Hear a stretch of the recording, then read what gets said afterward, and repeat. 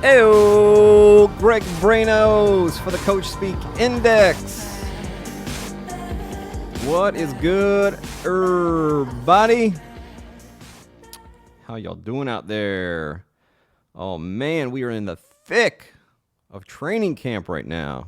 Very exciting. Everyone is in the best shape of their lives, except for me.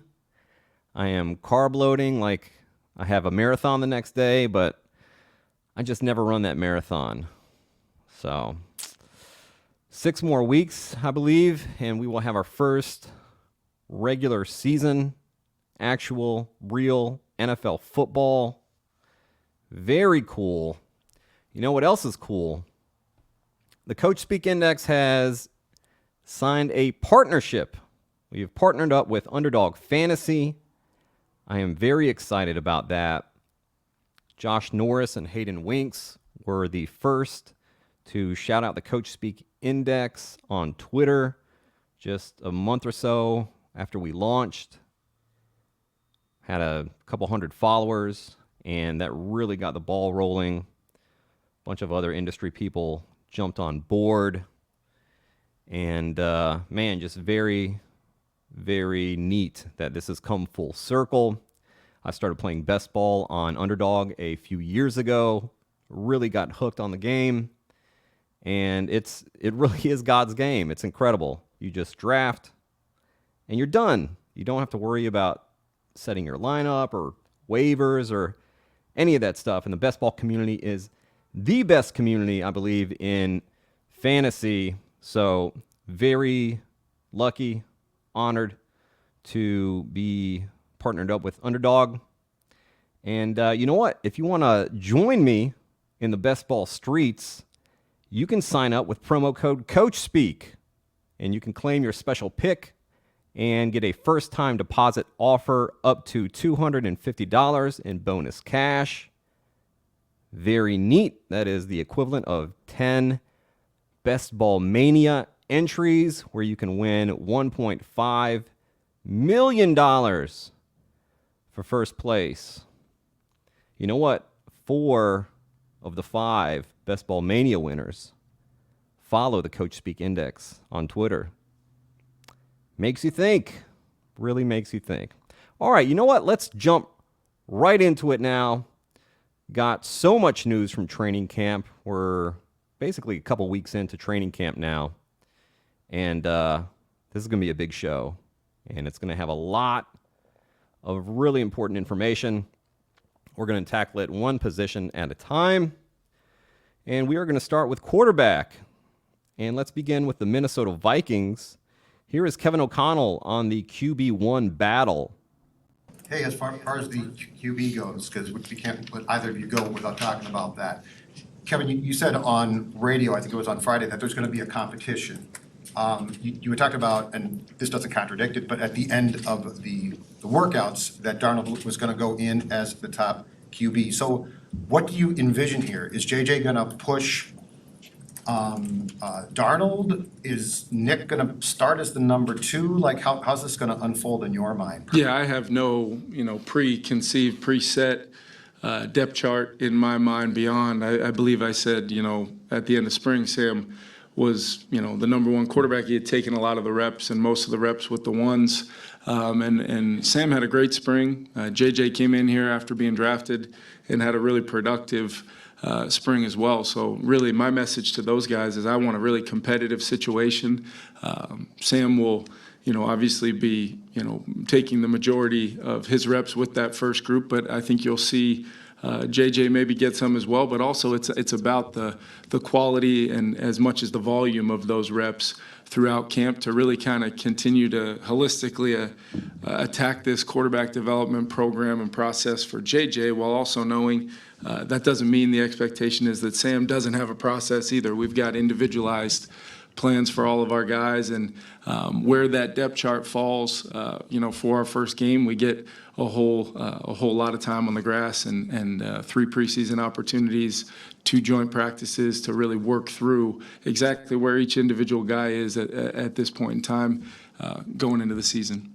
How tough is that on reps though? Because, you know, if Sam's going to take up a lot of the one reps, Yep. obviously puts JJ watching those a bit more or with the backup. So like, because I mean, it's been, what, 6 years of Kirk here basically before you guys, and it was always Kirk just took the first team rep. Yep. How much do you have to orchestrate that so that you get the look that you want, but yet your starter on September 8th has the bulk of the work, I guess? Yeah, I think there's enough reps to do that, and I wouldn't discount Nick Mullins' experience in our system over these last couple of years to maybe where he doesn't quite necessarily need the volume of work to still be ready to go if called upon during the season. So I think that's the way we've kind of philosophically put together the room, knowing how important JJ's development plan is and how he's attacked it. And really, I also don't want JJ to feel like he's got any kind of preset ceiling or floor to where he's at. And that's the excitement that I know he feels showing up to go to work every day. And he's had, like I said, he's had a great off season and a great summer leading into this. He's ready to go. And Sam got off to a really great start in the spring, and I'm looking forward to him to really take that momentum and start running, because really you guys know that are here every day, and when you get the opportunity to come out in the spring, it's really the teaching, learning phase. We're really not in that competition mode as much as starting to set the table for what will come, during these critical few weeks leading into the season. Very interesting from Kevin O'Connell there. Two things from that really popped to me. First is O'Connell references this momentum that Sam Darnold is carrying into training camp from the OTAs and off-season program. He speaks very highly of Sam Darnold.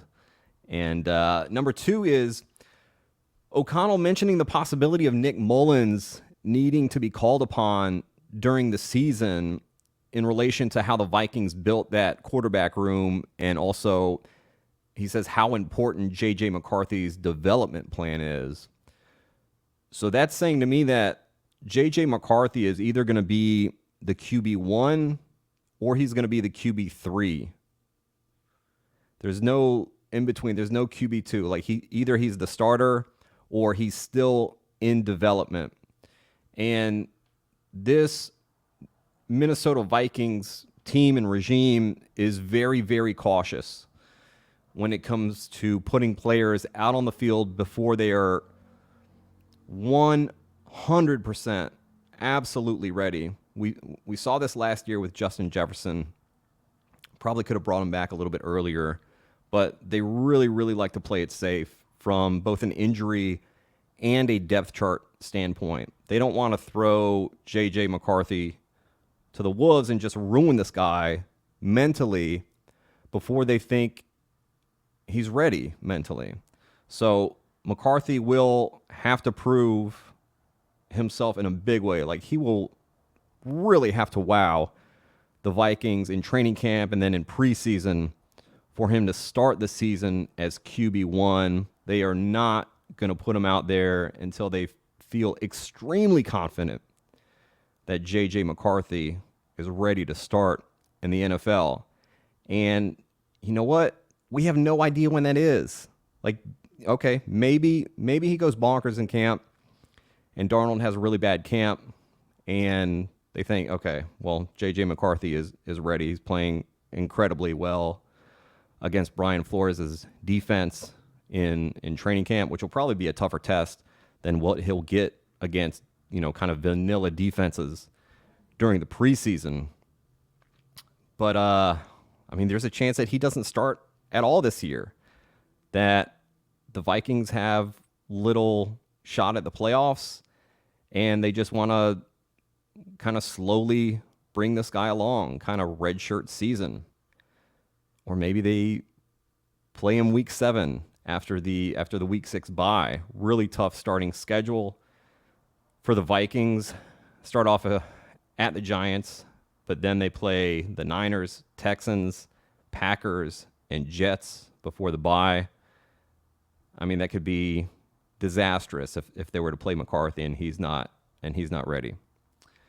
Next, we will go to the Colts. Here's Shane Steichen talking about whether he will limit Anthony Richardson's running this season after Richardson had a season-ending injury last year, didn't get to play that many games. A ton of practices like this with Anthony and Jonathan Taylor together. So Yeah. just as the play designer, just kind of how intrigued are you to have so many practices to build that thing out? Well, I think it's exciting because the playbook is open to everything. You know, you got a quarterback that can do everything. He can throw from the pocket, he can get out of the pocket, he can run the football, and then you got Jonathan Taylor, who's one of the best backs in the league, and to have both those guys in the backfield is going to be critical for our success. You know, people ask this too a lot. It's just like, hey, how are you going to limit the run game? And I kind of think like, shoot, are you going to limit Steph Curry from, shooting three-pointers?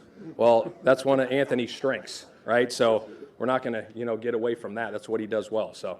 Shane, when you talk about Anthony, limiting him, like you don't want to do that, right? Yeah. But I also think, tell me if I'm right. I mean, I don't think you're talking about necessarily going out there and running the ball every other play with him. Yeah, right? I mean, correct. It feels like it's more like the threat of it. Is that more how Yeah, you look at it? absolutely. Yeah, I think so. But again, I mean, if we go into a game plan and we see something that we like and the quarterback run game looks good, I mean, it's going to be up, and I think obviously it's probably going to be up every week, but how much we use it each week will determine, our opponent. Golly gosh, how great is Shane Steichen? Love this guy. He has a 75% reliability rating on usage and workload Coachspeak. That is a small sample size. I do expect a healthy amount of rushing from Anthony Richardson this season. Maybe we don't get as much like right at the goal line. I could see them doing like a tush push kind of thing. They have a really good offensive line, but maybe we don't see him taking in those runs from like the 2 and 3 yard line. They have Jonathan Taylor. Jonathan Taylor and Anthony Richardson only played for a third of a game last season. So like we have not seen the full possibilities of this offense. And I don't think they will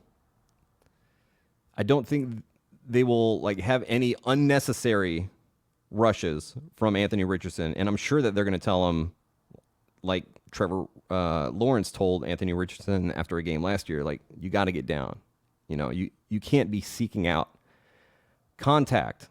And that's an instinctive thing for a lot of players. We saw with Andrew Luck with the Colts when he would run. Is just like the way that these guys are, the way that they're built, not just physically, but mentally, not shying away from contact there. He's got to learn to get down. He's got to learn to get out of bounds and not take these unnecessary hits. But they have Jonathan Taylor, who's an incredible running back, really strong running back. You can just hand the ball off to him at the 2, 3, 4 yard line, and you'll get the same touchdown that you would get with Anthony Richardson. So I don't think we'll see them go like crazy with running Anthony Richardson, but they're not going to shy away from it. If it's there, they're going to encourage him to run, and they're still going to scheme stuff up for him. But they don't need him to run 15, 20 times a game. They'll be fine. The running game will be fine with Jonathan Taylor. Anthony Richardson will get his on the ground, but I think that they are going to be smart about it. Talk Las Vegas Raiders real quick. Just a few notes from Antonio Pierce's presser. He said that they're not going to rush the decision on who the QB1 is, Aiden O'Connell or Gardner Minshew. Pierce said, when it's clear and it's evident, then we need to make that decision and move forward. He also said that experience will not play into the decision of who is QB1. Pierce said the best player to help the Raiders win games is all that matters. And then finally, that decision on who the starter will be, Pierce said it's going to be made by himself, offensive coordinator Luke Getsy, and general manager Tom Telesco. Personally, I think it's going to be Aiden O'Connell. I have a lot of posts on the timeline about this. And yeah, check them out. New England Patriots. Here is Gerard Mayo on the QB1 battle. First, we'll hear him on Jacoby Brissett. Spring with quarterbacks and reps and who's number one and who's number two. Any sort of clarification you can give us at this point on the calendar as to who might be the starter? Asking for clarification here. Yeah, I mean, coming out of the spring, I don't think there's any doubt Jacoby is the starting quarterback at this point in time. I mean, we can look at these other quarterbacks on the roster.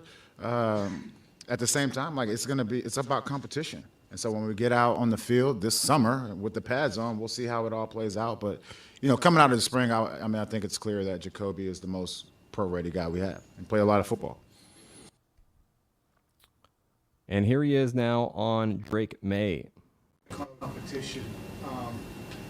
Is there a world in which you can envision Drake May competing well enough to overtake and be the opening day starter, or is asking if there's a world where Look, Drake May competing Drake, and this well goes enough. to any position, if he comes out here and he lights it up, and once again, it goes back to the quality of reps, it could absolutely happen. Like, I sit here and tell you, like, coming out of the spring, Jacoby looks like the starting quarterback. Now, with that being said, he'll have competition. There's competition. Like, let's not forget about even Joe Milton. And let's not forget about Zappy. All those guys will have opportunities to go out there and be the starting quarterback in week one. without theorizing? Okay, you just want to put them in a little protective bubble? Not at all. Like, I think this is, I mean, you've seen that work in the past, right? You look at, other quarterbacks, the Green Bay quarterbacks, right, where they had a lot of time to, I don't know if I was allowed to say his name, but you look at those situations and, they were able to sit back. There are also been situations where a guy comes right in right now and he balls out, and, we'll see what happens when we get out here on the field. What's the standard for you guys, as you're evaluating him? Is it just once he's ready, or he has to be better than Jacoby? He The line has to be at a certain spot. What are you guys watching to make to me, it goes back to the same word, and it's competition. It's not about everyone else. It's about, does this guy go out there and perform better than Jacoby, no matter who we're talking about? And so, I mean, that's the way I kind of see it. Gerard Mayo has been steadfast from the very beginning that it's going to be the best guy. Like, whoever gives them the best chance to win is going to be their quarterback. We got a lot of those shortened, aggregated headlines with this quote about Drake May, and the shortened quote was, can Drake May be QB1? And the quote was, it could absolutely happen. The more important part of that, like, we need the context of that. It's, if he comes out here and lights it up, it could absolutely happen.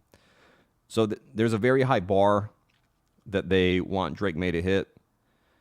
He's got to light it up. He's got to be better than Jacoby Brissett, who is a pro-ready quarterback. So they will not play Drake May until he's pro-ready, until he gives them a better chance at winning than Jacoby Brissett does. Move on to the New Orleans Saints. This is Dennis Allen on Taysom Hill, who on Underdog he's classified as a quarterback. That's not true on all sites, but got him under quarterback here. Let's listen to Dennis Allen. Taysom, hasn't been a traditional quarterback in a while now here, but I don't think we've seen him throw a pass in a minute. Just how is he kind of handling that? Awesome. Yeah, he's been awesome. He's handled everything that we've thrown at him, and we've thrown a lot at him. He's playing a lot of different positions, a lot of different areas, motions, shifts, alignments, positions, but he's handled it like a true pro. And look, there's a lot of guys that have an athletic skill set, but you can't throw that much on them because they can't handle it mentally. This is a guy that can handle a ton mentally, and it's been fun for me to see a fresh vision for how we can utilize this player. It's not just as the Wildcat quarterback.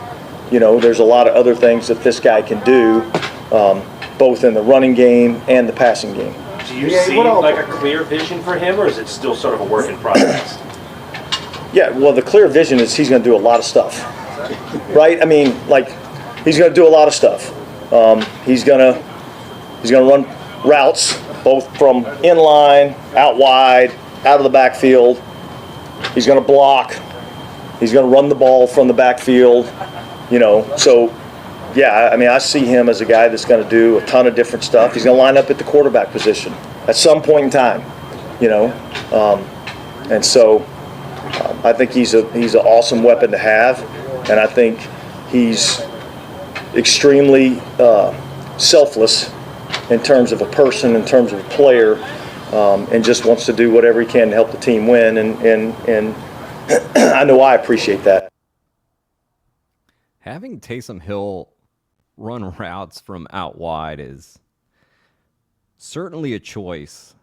What I hear in that from Dennis Allen is that Taysom Hill is going to siphon away opportunities from other players in fantasy. He's going to run out of the backfield. He's going to catch passes out of the backfield. So that kind of lowers the ceiling for guys like Alvin Kamara and Kendre Miller, who we will hear about later. And this is a really bad offensive line. It's a new offensive coordinator in Clint Kubiak. So it'll be a different offensive system, but they've been working a lot with Taysom Hill during the offseason. He's been in all kinds of packages. He's been very, very, very involved. So that probably lowers the ceiling for Juwan Johnson as well. A little bit for Derek Carr, because they are going to play Taysom Hill a little bit at quarterback. He said at some point in time, but it's probably going to be when they're in the red zone, where Taysom Hill is the most dangerous weapon for the Saints. So don't love that for the other fantasy pieces of the Saints offense. Dennis Allen has an 80% reliability rating on player usage and workload. It's the one area that he's reliable in.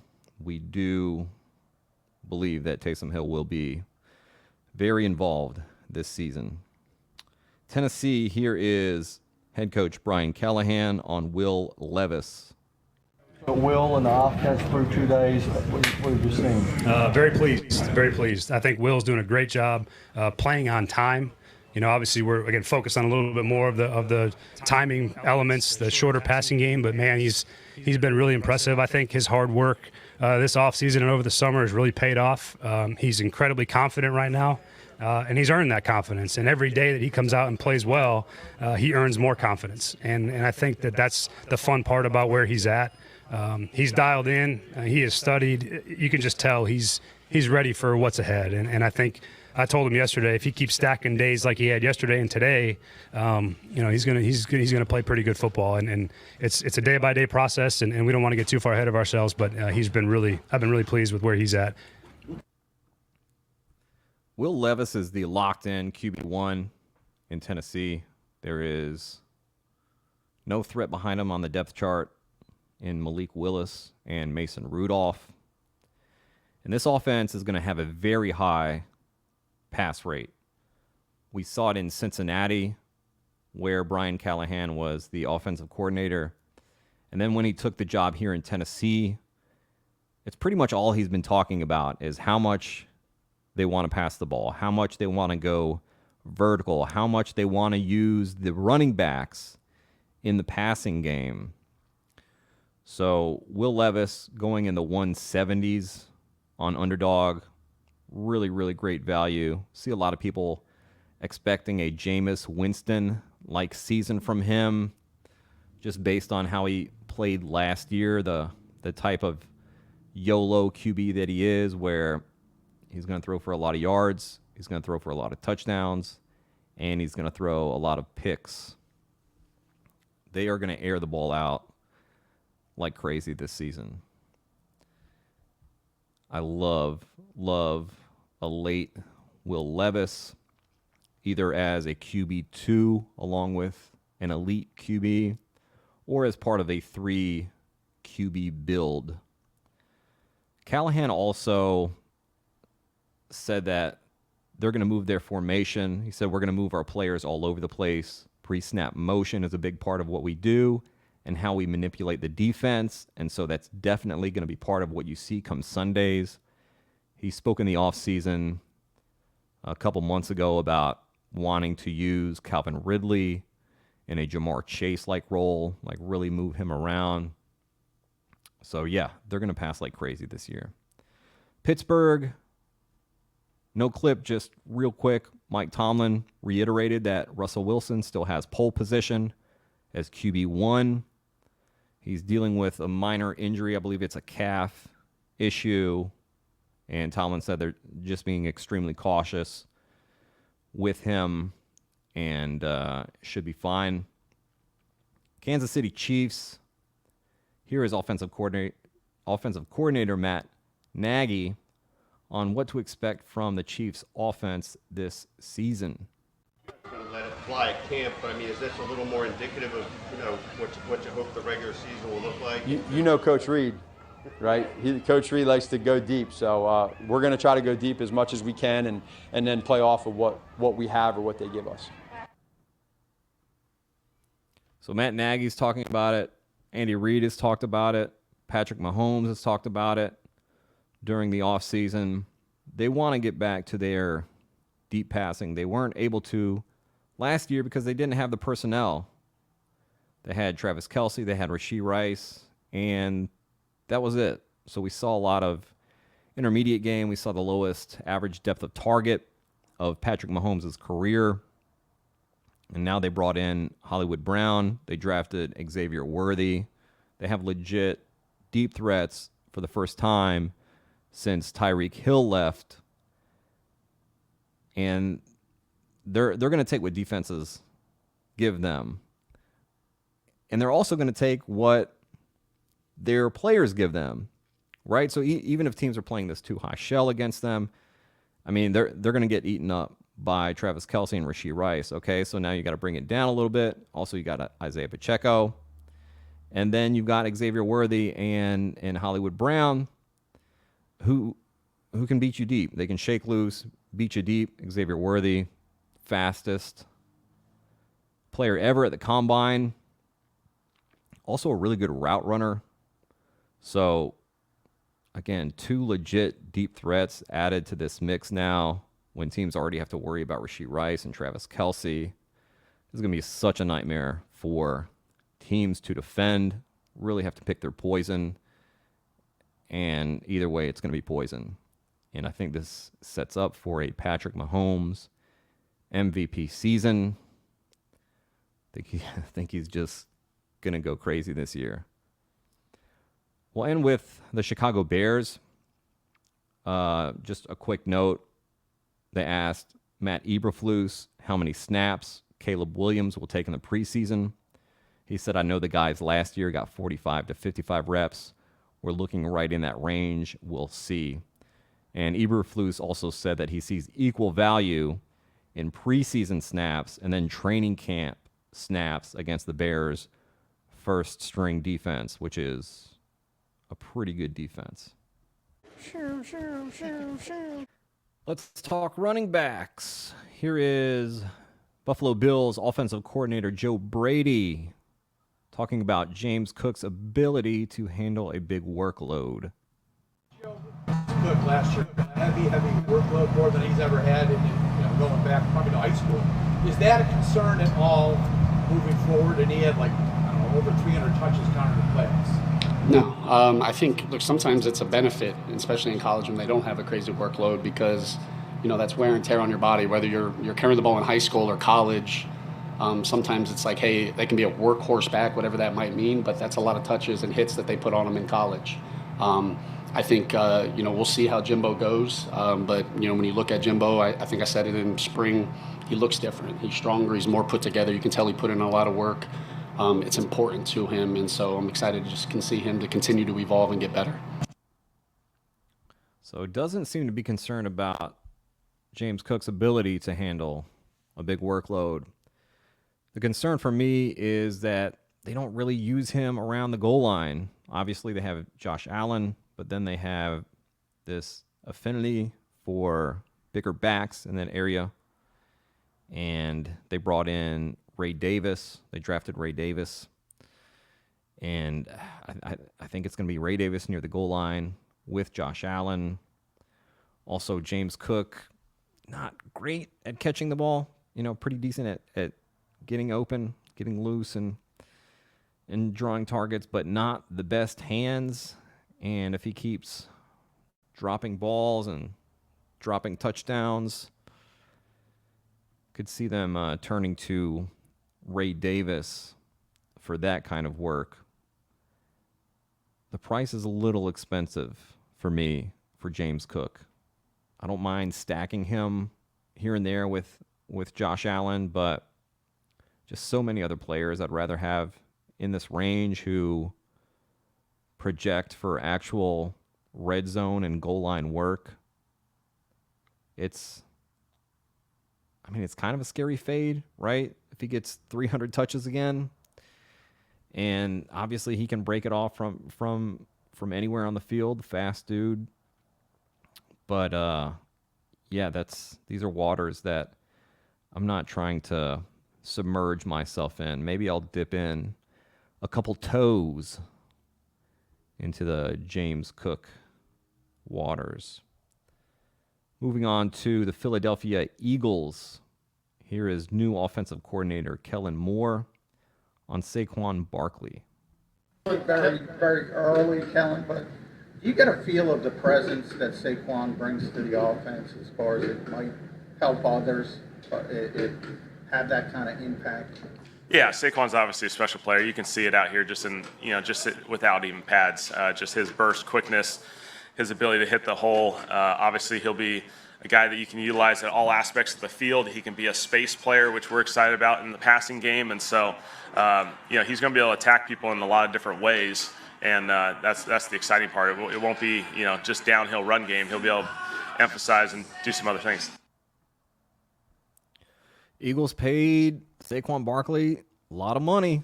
Not something that the Eagles typically do for running backs. I think they have a vision and plan for him.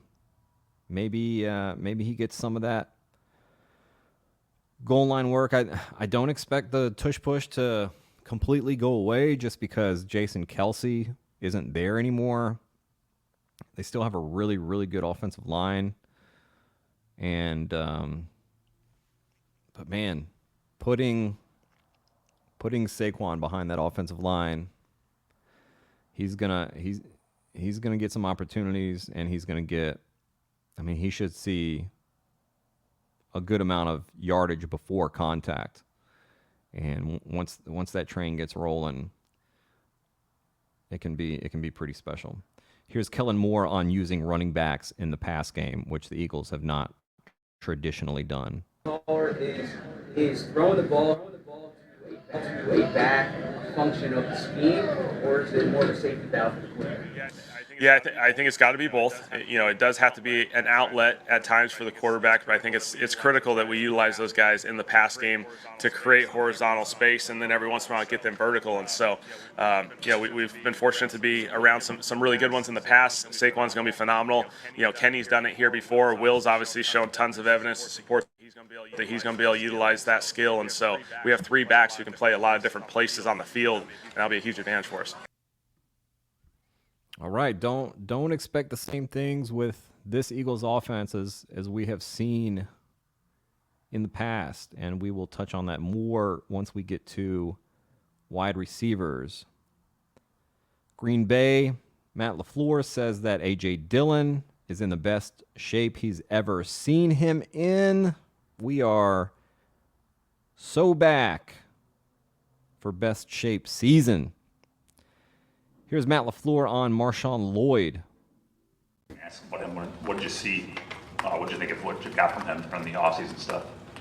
Yeah, he flashed a lot of talent and just the same things we saw in the draft process. He is a weapon out of the backfield, and We know what he can be with the ball in his hands and what he can do and what he's capable of, and we just got to get him back healthy and ready to roll. So he references an injury there for Marshawn Lloyd. It's a hip injury, fairly minor, according to Matt LaFleur. We keep hearing this weapon out of the backfield line from LaFleur. They like Marshawn Lloyd a lot. We know that LaFleur likes to have a rotation with his backs. Not like a full running back by committee, but we see that lead back get around 60% of snaps, at least up until, weeks 16, 17 or so, at which point, if the Packers are playing must-win games, then at that point, he really likes to lean on their RB1 as long as things are, going well, like we've seen in the past with Aaron Jones. So that backfield weapon, that work that we saw with Aaron Jones, obviously Josh Jacobs is a capable receiver, but they're going to mix Marshawn Lloyd in as well. And we don't know if these rookies are going to hit ever. It seems like Marshawn Lloyd is in a good position. But again, we don't know until they put the pads on. We don't know until we actually see them in action. Maybe the fumble problems he had in college continue. I would imagine it's going to get better now in the pros when he's, getting a lot of work in that area, concentrating on that, knowing how important that it is. The pass blocking will be important as well. Wasn't a great back and pass protection in college, but they're certainly hoping that he's going to be a thing in Green Bay. If something were to happen to Josh Jacobs, I'm not sure Marshawn Lloyd automatically becomes a workhorse back there, so contingent value not as great with him as it is with some other backs like Blake Corum or guys like that. But he's going in the 140 range on Underdog, and I believe he's my highest owned running back right now in terms of exposure. Things are setting up well. This is a guy that could see 30%, maybe 40% of snaps in a top 5 offense, and that's very valuable. And to get him in that 140 range for a guy that can provide a good deal of spike weeks, that's pretty nice. Moving on to the Houston Texans, here is offensive coordinator Bobby Slowick. Just loving Joe Mixon. One is Joe Mixon. Just how has he meshed with the offense, and then the type of identity and the way that he ran back in Cincinnati, what's really stood out to him so far now?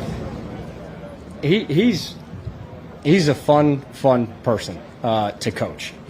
From day one, showed up and absolutely worked his tail off. You could see right away in phase 2 and in OTAs, I understand now why he was as good as he was at Cincinnati. He puts in an immense amount of work.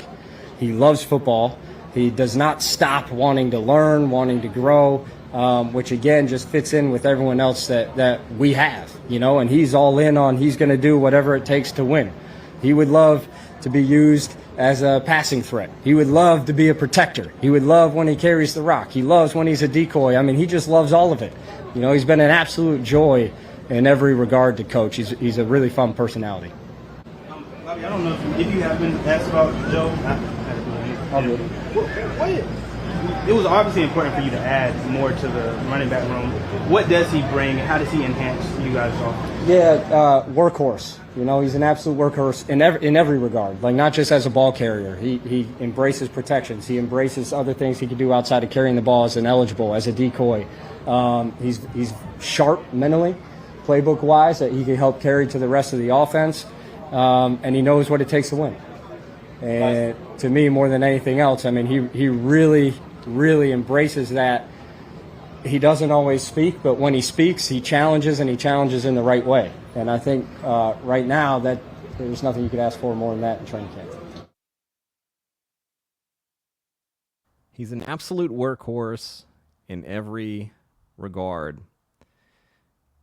This is echoing the same sentiments that we heard from head coach D'Amico Ryans in the offseason.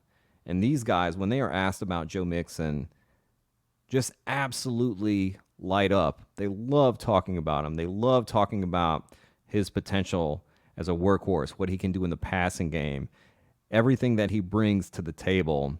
They are just in love with this guy. So no surprise that they went out and got him. He is falling to the 6th round sometimes or many times actually, on Underdog. And man, to get a workhorse like that in the 6th round, even, we've seen the efficiency numbers not look great for Joe Mixon, but to be in an offense like this, where defenses have to worry about Nico Collins, Stephon Diggs, Tank Dell, they have a good offensive line when healthy. Man, things are just setting up really, really well for Joe Mixon. And to get a guy of that profile in the 6th round who could see 300 touches in a really good offense, that's I like that. I like it. All right, here is Bobby Slowick again, this time on Dameon Pierce. Dameon, the issues that he had last year, the challenges he had, how's he picked up and worked into how you guys expect this offense? I'd say pretty similar answer to KG.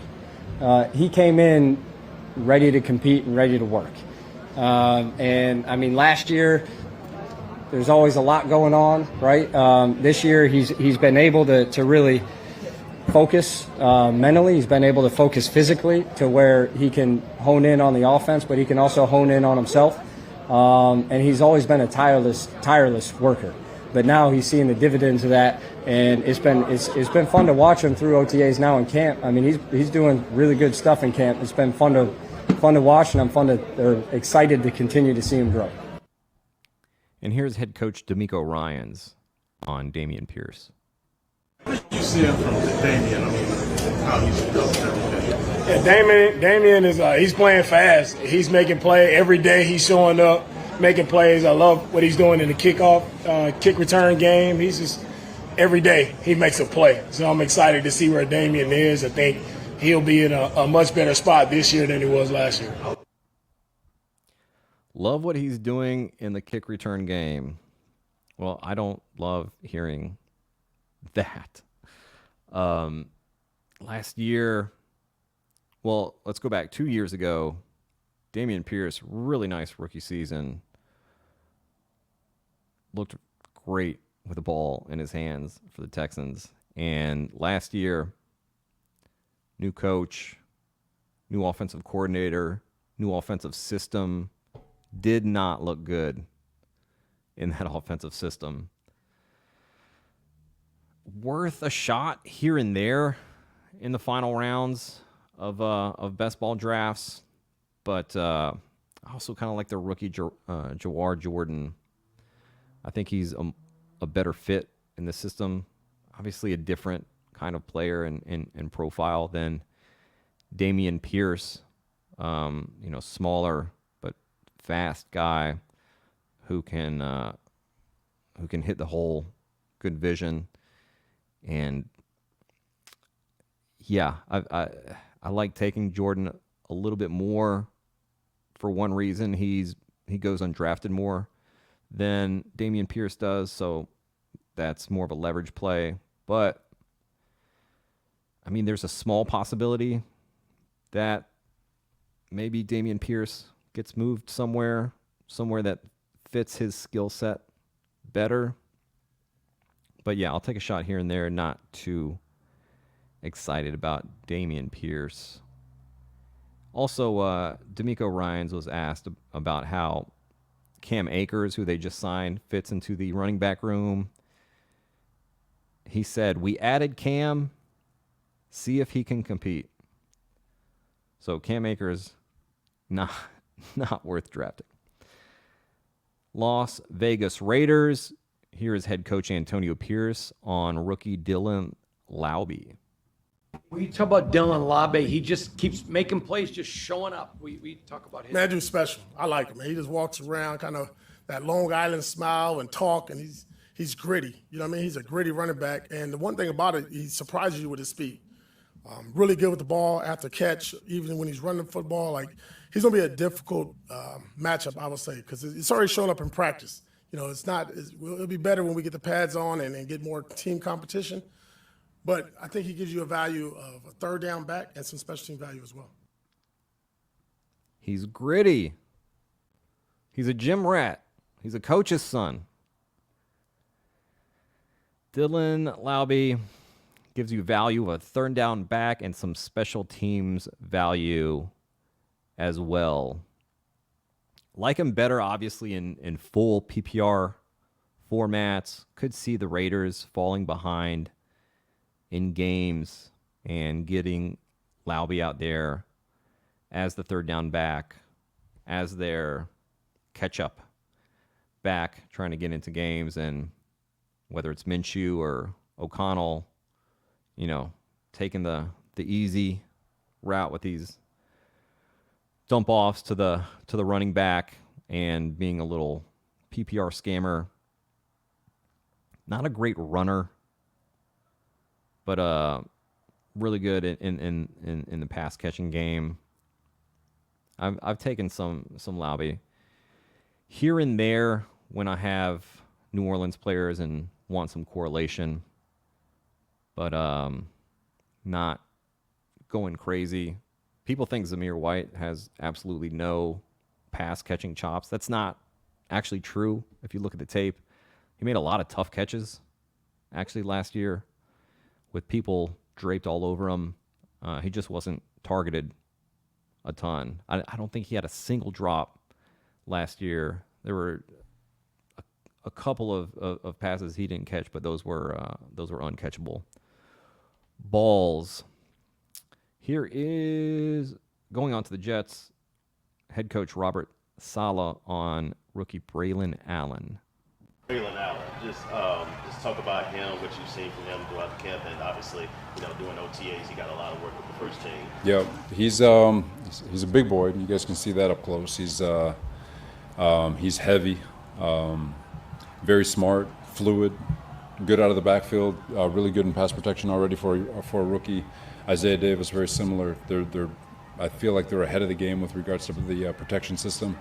And Braylon's really smooth out of the backfield with his hand, so he's got a chance. He's again just got to keep working. It seems like he's very mature for that. I mean, he's 20 years old, but already thinking about like what he puts in his body and things like that. So Yeah, talk about that as well. he's one of those gifted humans. I think he looks at a weight, squints at it, and he gets bigger from it. But he's a freakish human with regard to his physical makeup, but he does work at it too. All right. I'd be much more excited about Braylon Allen if they didn't have a workhorse in Breece Hall there. This is just a pick that you're making in the final rounds of drafts for contingent upside. If something were to happen to Breece Hall, it seems likely that Braylon Allen would be the next man up. He figures to be the RB2 here, and he is an absolute load to bring down.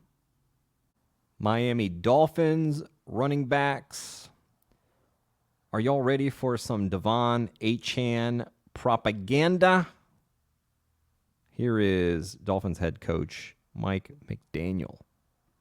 What are some of the early returns you've seen on Devon Achane in his second year, utilizing a full offseason for the first time as a pro? I'm seeing a pro that, not to say that he wasn't a pro last year. He was a rookie that really impressed his teammates with his ability to digest and execute. Was that? Right here? Huh? Is that to me? Sorry, I got distracted. I was like, wait. Okay. So we're on Devon, right? So he and he really impressed guys about how the game. You hear this a bunch. The game's not too big for him, right?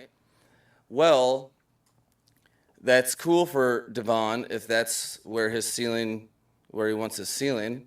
Thankfully for the Miami Dolphins, that's not. So he's expanded roles, expanded, different ways that he can get the ball. But he's really he's become a guy that pretty much every person on the offense counts on to know his responsibility, because and that helps everyone. So he's become a pro, diet, strength. It's really cool to see. He had a taste of success, and fortunately for us, he's not satisfied with that. Devon Achane getting stronger, putting a little weight on, really big to, help him stay healthy, right? That was a big thing with him in college, and then last year in the NFL gets hit the wrong way or whatever, kind of. He took a bit of a beating last year, but if we get a full year of Devon Achane, and now in year 2, right, when he already knows the system, I mean, we could see insane numbers with this guy if he gets even 50% of this backfield's touches. Crazy efficiency numbers last year. And Mike McDaniel just a genius at scheming guys to succeed, whether it's putting Tyreek Hill in this cheat motion or creating lanes for guys like Achane and Raheem Mostert. This offense is going to score a lot of points this year. A lot of weapons to worry about. And Devon Achane is certainly one of them. He goes at the end of the second round, early third round in underdog drafts. And I want upside. And there aren't many people going in that area. Certainly not many running backs who offer the kind of upside that Devon Achane does. I've said it before.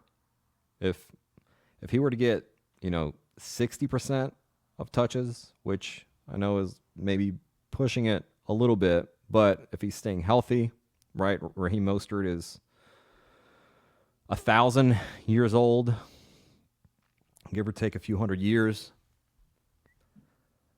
Devon Achane can put up Christian McCaffrey numbers in this offense, and with how good he is. And that's the upside that I want for best ball teams. Bit of a scarier proposition for redraft, but he's not usually going quite as early in redraft leagues because many people are scared of him getting hurt. But if you're scared of Devon Achane getting hurt, are you not scared of Raheem Mostert getting hurt? A guy that's had a couple healthy seasons in the last, 5 years? Somebody that is going to be, I think, 33 years old, or very close to 33 by the end of the season when the fantasy playoffs are here. It's just wild to me to hear people say, "Oh, Achane's going to get hurt. Don't draft him." But they're completely fine with Raheem Mostert. And I understand it's a big difference in ADP between the two running backs, but I want the best running back. I want the running back who can put up 50 points in a week like we saw with Devon Achane last season. Gimme. New York Giants, here is Brian Daboll on his running back room. What are you most excited about with regards to your running back room? Yeah, there's a lot of young players. Obviously, Motor knows the system. He's been with me for a while, and there's a lot of competition in terms of who that next guy is going to be, or the next guy, or what role they can carve out for themselves. I know they're hungry. They work really hard at trying to pick up everything, and excited to see these young guys battle it out. This is very bullish for Devin Singletary, who was with Brian Dable in Buffalo. Dable saying that he knows the system. And then says in terms of who that next guy is going to be, or the next guy, or what role they can carve out for themselves. So, Devin Singletary, clear RB1 here. I do like Tyrone Tracy, their rookie, quite a bit. Used to be a wide receiver, converted to running back last season in college, and looked really, really damn good. So that's a guy who I believe could be the next guy and carve out a role for himself. But Devin Singletary, kind of the clear RB1 for the Giants. The Los Angeles Chargers. Jim Harbaugh said earlier in the week that Gus Edwards had off-season surgery. He didn't say what the surgery was for or what the injury was. Teams are not required to disseminate that information during the offseason. And Jim Harbaugh historically does not really offer information that he is not required to. Gus Edwards did participate in individual drills at training camp, just no team drills. And then on Saturday, Harbaugh said he didn't know if Edwards had surgery and refused to categorize the injury that forced Rashawn Slater to leave practice. Check out this clip. It is pretty wild. Okay. So there's no injury there with Rashawn? You know, it's not something that's, well, he wanted to keep playing, so, you know. Little thing. Huh? It's a little thing? I don't know. I'm not going to categorize it. I'm not going to categorize it, what it is or what it is not. I'm just telling you, you're going to see quite a bit of that as we go through this first stage. With Rashawn, though, we saw him leave practice yesterday, walk into the facility with trainers, and then you and Joe went over. Yeah, you saw JK, you saw Mark. Khalil. I don't know if did you see? Yeah, I saw Josh Palmer, Hayden. But so Rashawn is the same as those guys, or it's a different situation? Yeah, I'm not even categorizing it. I'm just saying I mean, just the exact words I used. You can just. I mean, that's what I'm saying. So Rashawn not practicing today. You're going to see more of it. You're going to see quite a bit of that from the starters. Was it part of the plan for Rashawn not to practice today? That was part of the ramp up. He said, "Hey, I got something here. I want to keep playing, but I need to take a look at it. No, we're going to take you out and move into the weight room and do some work there." And one more, you mentioned abundance of caution. I know you haven't heard that term since the pandemic, but it applies to this stage that we're in right now. Okay. And with Gus, you said the other day that he had a surgery in the off season. What was that? Can you share what that was on, or? No, he's been being brought back into play. So Gus didn't have any type of surgery in the off season? Not that I'm aware of. Okay, so he was just the injury he's dealing with. Are you going to share with? He's working through it. He's working through something. That's exactly what I'll say. And he's being released back into full go. With Rashawn, you said he felt something. Can you share anything about where? No, just he's working through something. Okay. And then with Donald, he's working through something. Is it related to what he was dealing with in the spring when he was working through something? Okay. Oh my God! What a character! What a character Jim Harbaugh is. I was wondering if, because I went through all his old transcripts to build his Coachspeak profile months ago. And I just wondered, okay, well, this was a decade ago in San Francisco. I wonder if he'll change at all, or if he'll be the same. He's the same guy. He is the same guy He's not giving information that he doesn't have to give. He is very reliable when he does offer up information, but it's just kind of rare. He sees it as an advantage to not hand out this info when he doesn't have to, which is his prerogative. That's fine. A couple notes here with the Chargers on this running back room. Greg Roman, in a press conference earlier this week, said some weeks the Chargers are going to ground and pound.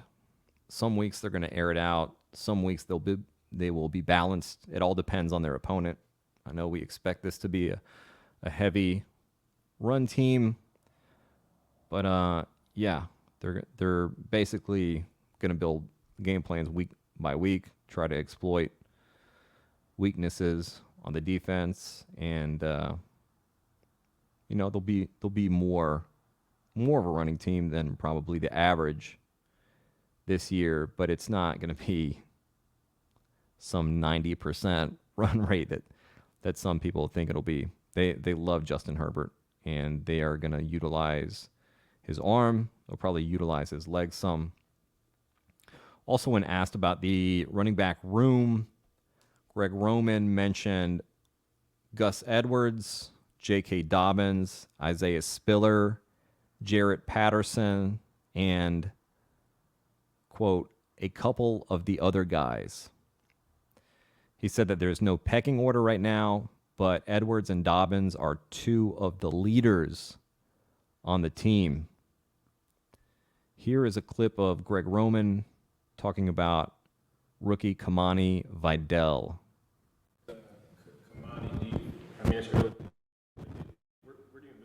Where do you envision his role, in the running back? Yeah, I mean, competing extremely hard right now, flashing, showing really good vision. And then, I mean, this is literally a meritocracy. We're out there competing, and however things, afford themselves as we move forward will kind of determine that. What do you like about him? I think, when you watch him in college, extremely productive, maximizes runs, really good vision, has his brain and his feet are kind of connected quickly. So when he sees something, his feet are moving right there. So I do think that he's done some really good things for us. Once we get the pads on, we'll see more. And once we get into the preseason games, that'll be his chance to really shine. So some good and bad for Kamani Vidal, who people outside are blaring horns for, as they should when you hear Kamani Vidal's name. If you're driving in your car right now, give a little honk for Kamani. But yeah, good and bad.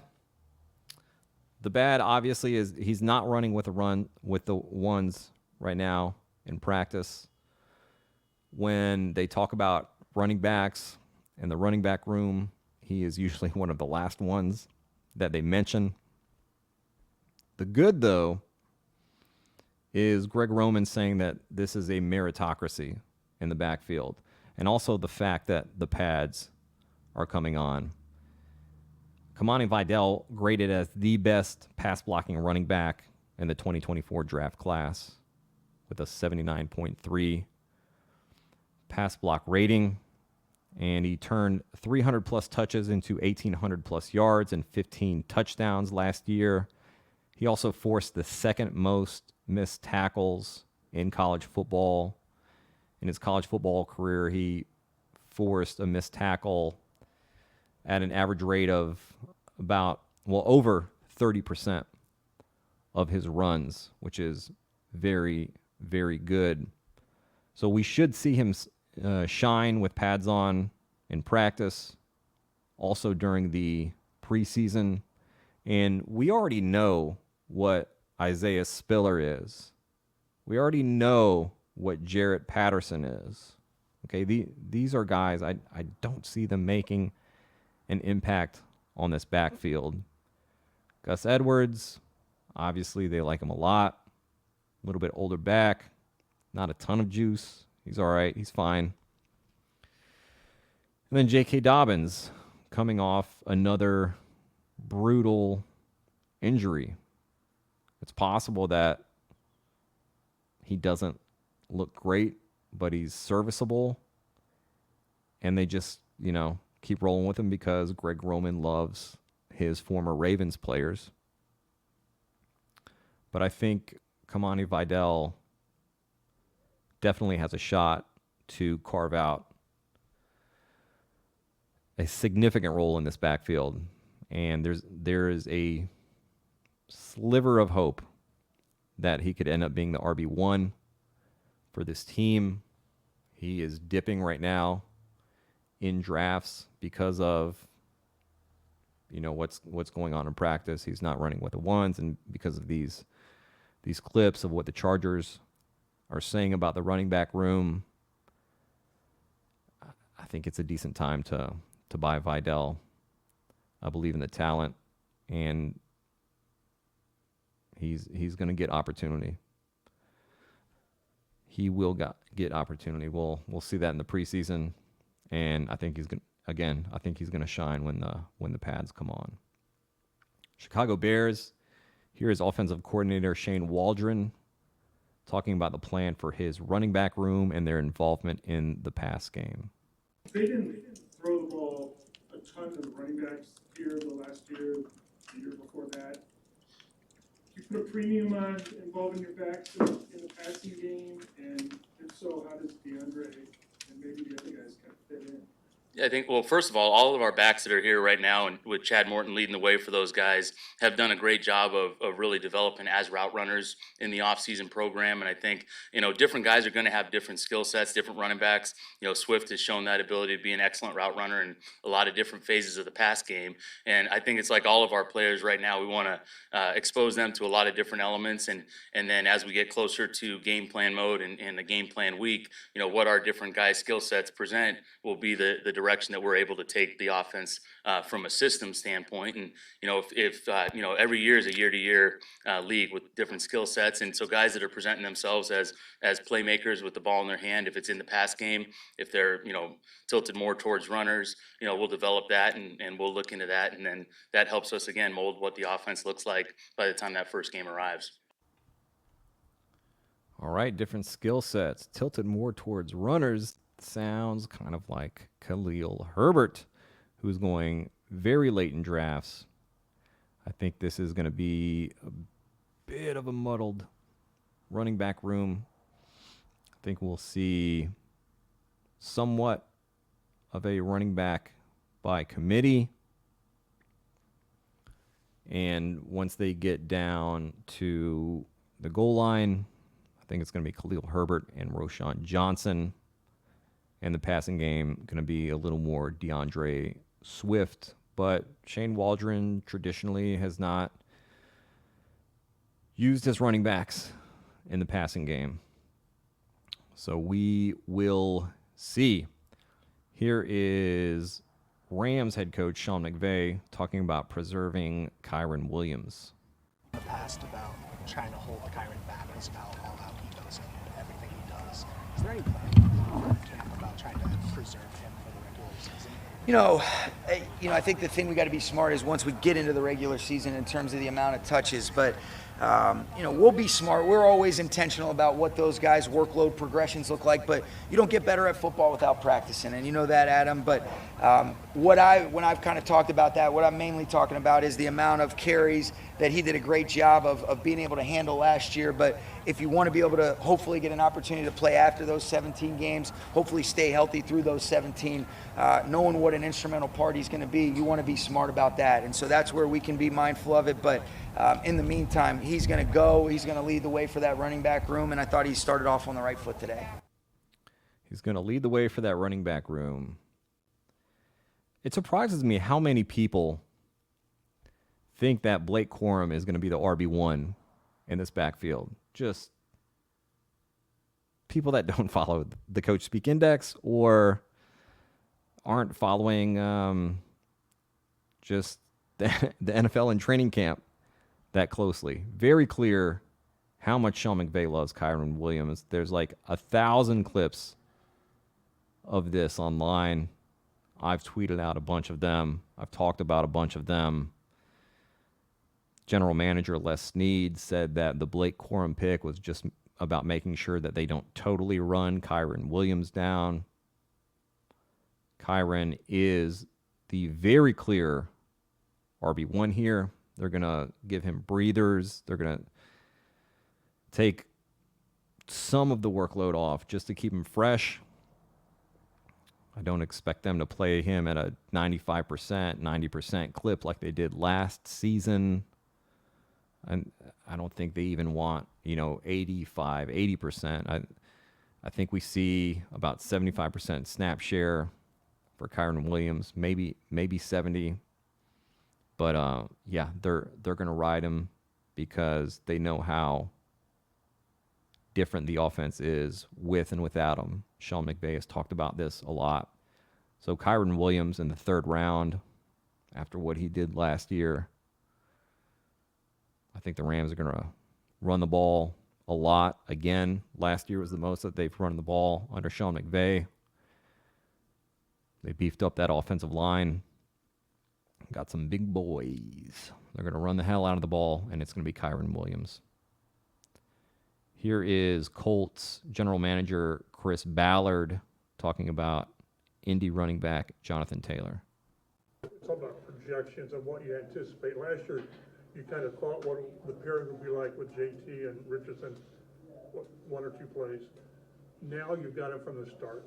Do you really anticipate that can be a pretty interesting pairing? What they can do for the defensive coordinators? Jonathan Taylor will have a big year. That's where I'll stop. He'll have a big year. Big means. Yeah, he'll have a big year. Yeah. Chris Ballard is such a dude. I love him. I want to grab drinks with this guy and hang and go golfing. Jonathan Taylor will have a big year. I mentioned earlier, Jonathan Taylor and Anthony Richardson played 1/3 of a game last season. And I think part of the reason that they need to keep running Anthony Richardson, not even just scramble stuff, but schemed up runs, is to open lanes for Jonathan Taylor, right? You have the threat of Anthony Richardson running. You don't know when it's going to happen. You got to keep your eye on him. But then you got Jonathan Taylor to worry about as well. So I believe it. I believe a big year is in store. This offense will be a really fun offense to watch. It'll be a good offense. They have a really good offensive line. And they are built to play bully ball with that O-line, Anthony Richardson, Jonathan Taylor, Michael Pittman, A.D. Mitchell, Jelani Woods. I mean, some real big boys on this team. It's big boy summer. And it's going to be big boy fall when things kick off in Indy. Cincinnati Bengals. Here is head coach Zach Taylor talking about Chase Brown's role. Joe Mixon's gone. Chase Brown stepping in. Yep. How important what kind of emphasis do you put on his role going forward? Well, a big emphasis. I think he's earned that. I think he's worked the right way. He's what we hoped we were drafting. On the limited opportunities that he got last year, he dealt with an injury as well and, was on IR for a period. And so now you add Zach Moss to the mix as well, a good veteran to mix in with Chase. I think their skill sets really suit each other. I think they really fit our offense very well. And then you got Travion and Chris Evans behind them that are competing as well. So it's a room that I'm really excited to watch work in training camp, and we're going to give them plenty of opportunities to showcase what they can do. Zach Taylor has a 65% reliability rating on depth chart Coachspeak and an 85% reliability rating on usage and workload Coachspeak. Definitely expect a larger role for Chase Brown this year. I'll get into it more after this clip of the de facto general manager, Duke Tobin, talking about Chase Brown and Andre Yosavash. about two specific players, Andre Yosevich and Chase Brown. Yeah. What do you expect out of individually each of those players this year? How that you expect them to step forward in their positions? Well, I expect them to step forward because of what they've done in the past. They've shown that they can take on more. A lot of times young guys just show that they might not be ready to take on more. Both those guys have shown that, hey, there's a bigger role for me, and I'm worthy of it. And both those guys are worthy of it. They really are. And so I expect a big jump. With Chase, sky's the limit. He's going to have an opportunity to be the guy or the second guy or in tandem with Zach, and that's a big opportunity for him, and we're counting on him. And with Andre, the great thing about Andre is he can go into any position on our team at wideout and show production. So he can be inside, he can be outside. We'll see. I think the sky's the limit for him too. But we've got big hopes for both of those guys, and they've earned that hope. It didn't come in with them. It was earned by both of them. All right, a lot of Chase Brown talk from the Bengals. He's going to have an opportunity to be the guy or the second guy or in tandem with Zach Moss. And there are reports from training camp that Chase Brown is getting a lot of run with the ones. We saw him in a limited role last season. Everyone's seen that one clip of him housing a pass for a long touchdown. Didn't play many third downs for them. They told him during the offseason they wanted to see him work on things that will get him on the field on third down, and one of those things was his pass catching. Not a great back and pass protection last season, but graded as a really good pass blocking back in college. So, I mean, he's got the size. He's basically the same size as Zach Moss, weight wise. So it's not an issue of him being too small.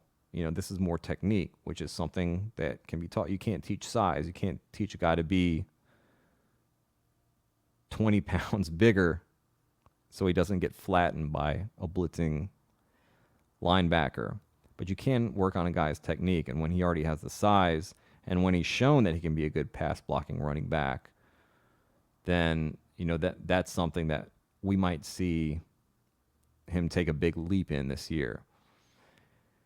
And if that happens, then he's really, really giving them reason to give him more snaps. I do still think it's going to be more Zach Moss for the Bengals. Chase Brown, Zach Moss, people refer to as just a guy, but Chase Brown didn't exactly grade out as some spectacular runner last season. A lot of tackles for loss, but showed something on occasional runs. Bit of a messy backfield here. I expect Chase Brown's price to rise quite a bit here as all of this news keeps coming out. All right, are y'all ready to hashtag Tighten Up? Here is Tennessee head coach Brian Callahan on Tony Pollard and Tyjae Spears. Point, is it a little bit more unique Yeah. In the running backs room, just with two similar backs in terms of deciding who will be the starter with Tyjae and Tony? Yeah, I don't really look at them as one starting over the other, truthfully. I think they both have really unique skills that we're going to find a way to use in a lot of different ways. Then that's the fun part for me right now is how are we going to deploy those guys, and maybe they both play at the same time. Maybe one's one gets hot and we let him run. Maybe one gets, maybe we just rotate back and forth. I don't know what that's going to look like yet. But they're both going to play quite a bit of football for us. And I don't view either one of them as a starter or a backup. They're both starting players to me. And then the rest of the running back room is going to be fun to see how that shakes out. I mean, we still need guys to contribute on special teams in the running back room, and we need a third back to step up. And there's some competition there kind of underneath the surface for that third back. All right, so brand new head coach. We don't have a Coachspeak profile for him in terms of reliability rating because there's no Coachspeak that has been graded on him yet, just pending Coachspeak. But this Titans staff has spent the entire offseason talking about how interchangeable these two running backs are and that Tony Pollard and Tyjae Spears are 1A and 1B. Which people were like, oh, why do they bring in Tony Pollard and pay him all this money for them to be interchangeable? They see them as kind of the same types of running backs. But I think it's pretty smart. You're never tipping off the defense because of the personnel that you have in at running back. So, yeah, interchangeable guys. I dig it. Here is Brian Callahan on Tony Pollard. That's a little showcase of what Tony's capable of. He runs routes and catches the ball like a receiver. He runs the ball as good as any running back and makes him a really threatening piece on offense that you have to account for in all phases of the offense. And that's just a little piece of what he's capable of helping us do.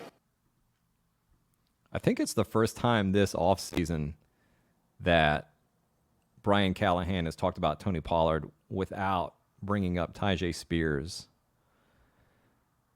But yeah, they're going to use these two running backs in the passing game quite a bit. Moving on to Denver.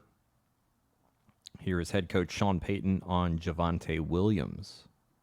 Javonte, who once upon a time, just a couple years ago, was leading the league in broken tackles. Yeah, it looks good. I don't know if you've noticed, if you guys get a chance to get up and close, but he's lost weight. He looks trim. I thought he looked sharp today. He looked much different. His weight's down, and proud of him. You mentioned Javonte losing weight. What was the impetus for asking him? Well, I just think I was watching his college tape in the draft room one day, and he walked in, and now, again, he was injured last season, right? And so this was a tough off season. I mean, this time of the year, we were watching all the runs, and I'm asking him questions, and I said, "This is the back I want," and what'd you weigh here? And oftentimes runners, receivers, and corners can, not intentionally, but they can add weight in the weight room and yet at those positions, I kind of like their college senior year weight, early in the league. Some of them are going to put on healthy weight, but and I think his goal, even in the spring, he knew he wanted to get to 21, 20, but you could see it today. What does that say? I guess that you have that conversation with him, and it becomes, I guess, clearly a priority to get that. No, it's the presentation that's important. I'm like, because there were two backs on that team. And I said, this is the one I want. And I don't know which one is that. Is that you? And I knew it was him. So, no, he's doing good. Sean Payton subtly body shaming Javonte Williams to get what he wants. That's also known as the middle ditch method. 2 years removed now from the ACL. Payton has talked about that during the offseason, how year two, you see these running backs kind of getting back to their old form. This is all trending in a very positive direction for Javonte Williams. They gave him 260-some plus touches last season coming off the ACL. So 2 years removed now, he's slimmed down to the weight that Sean Payton wants him playing at. Reports are that he's looked really good during training camp. This is all trending in a very positive direction for Javonte Williams. And he is going in like the 9-10 turn in best ball right now. To get a running back that'll see 250 to 300 touches in that range, pretty nice. Pretty nice. Here is Sean Payton on rookie running back Audric Estime. I have to estimate, did you have to project him in the passing game a little bit, or what was your vision? The vision was pretty clear. You know, this is a guy, when we did all the studies on him, you know, we took 15-yard runs or more, first in his class, minus runs. You know how sometimes running backs have runs where they don't, first in his class. Real good vision in the hole. Rarely did you see a player lose yards. He had good feet for someone who was 220 pounds. So I saw runner first and value on when we took him. He was one of those guys that I really, like, when the draft started, every once in a while there's a player you'd say, when this thing's all over with, I'd love to have this player. And fortunately, we were able to get this player. Looks like what was your vision sort of as a receiver? Did you see? We saw potential in it, but we couldn't say that was the reason why we're drafting him. You know, and a little bit with Kamara. You know, we had a receiver vision until he ran the ball for 52 yards against Arizona. Then very quickly we had a runner vision too. And so I think with Audric, we'll see how that expands. But he's smart, he's tough, and I like his size. So I do think it's going to be Javonte Williams, the lead back in this backfield. But when you're doing drafts, even if you believe, okay, Javonte Williams, lead back, like, do any of us really believe that 100%? Like, no, beyond a shadow of a doubt that Javonte Williams will be Denver's RB1 and see 250-plus touches. I'm not 100% convinced of that. I think it's likely to happen, but I'm not 100% sure. So something that we often do in fantasy football is like, all right, I'm planting my flag on this guy. This is the guy that I'm drafting. I'm not drafting anybody else in this running back room.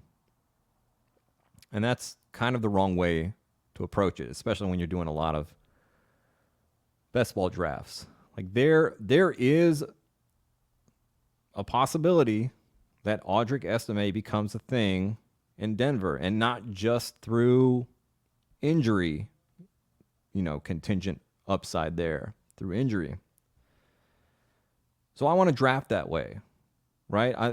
I'll take more Javonte Williams, but drafting Audric Estime late, very cheap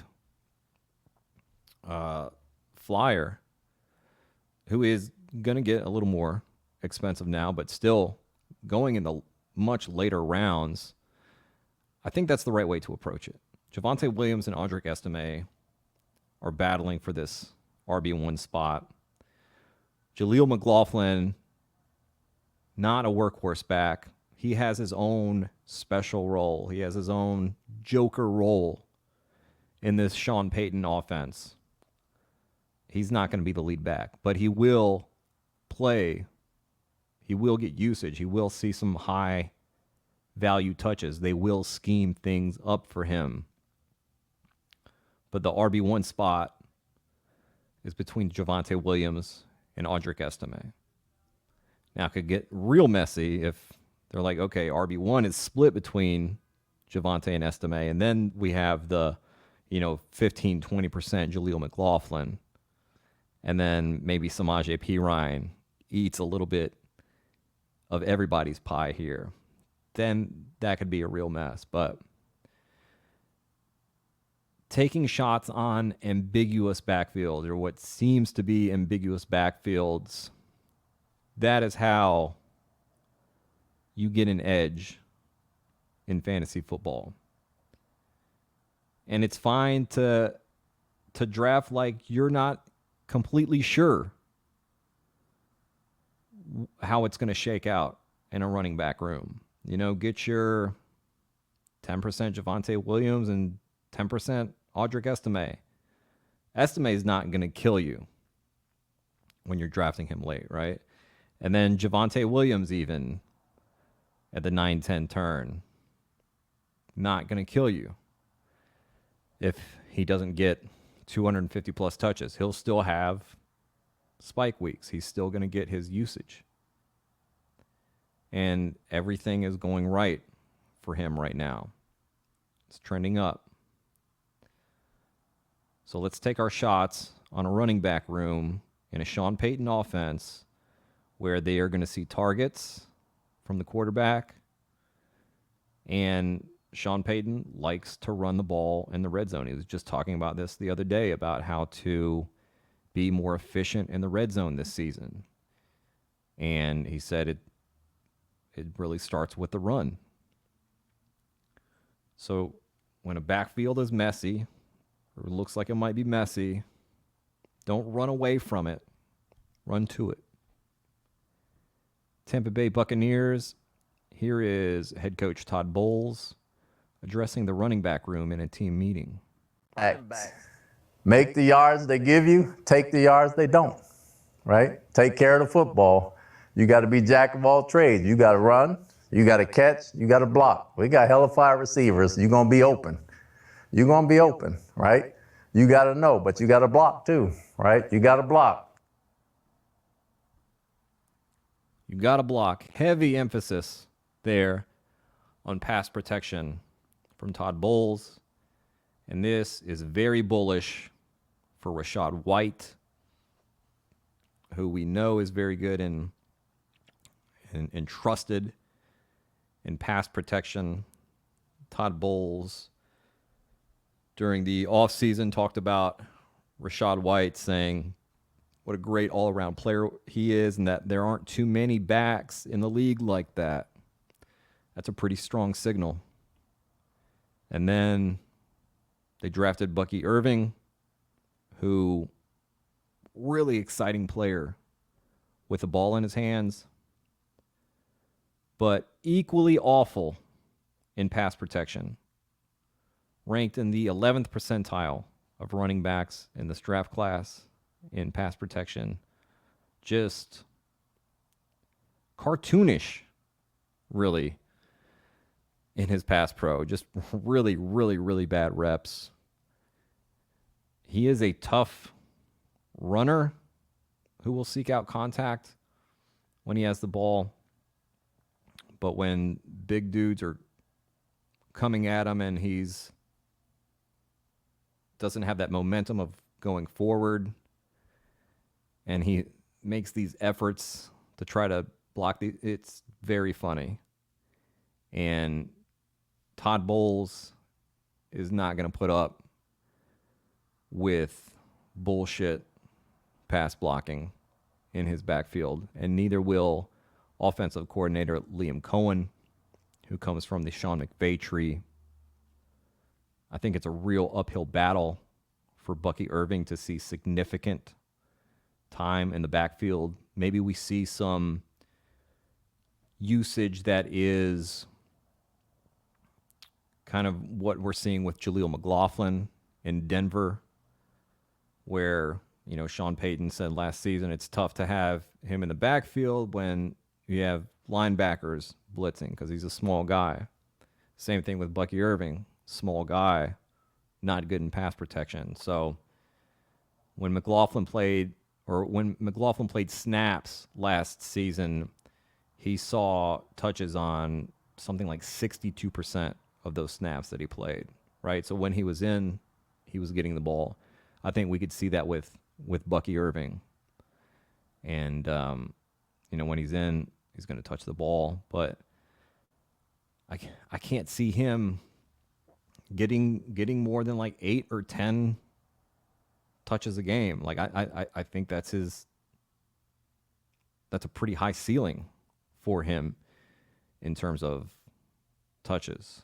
Like he's going to have to pass block. And when Todd Bowles was asked about Bucky Irving a few weeks ago before training camp, he said, well, we'll see when the pads come on. And then he mentioned, he said, oh, well, also, still we have Chase Edmonds. And, yeah, I think once the pads come on, it's gonna be rough for him. All right, Washington Commanders. Here is head coach Dan Quinn talking about Austin Eckler. JP Finley, NBC4, 1067. With Eckler getting here and building that relationship, obviously no pads are on, you haven't done much of the run game stuff, but how is it going in the development with him and Brian Robinson and what could be a fairly dynamic backfield?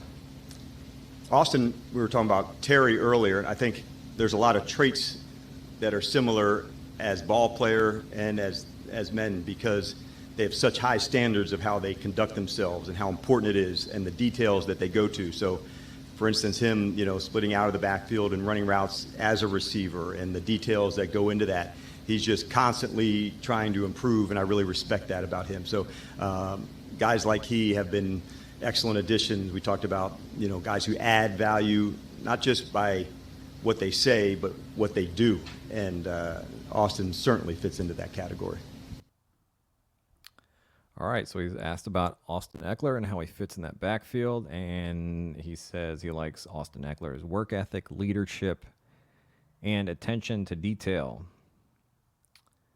I would not say that that is exactly bullish for his outlook. Older running back.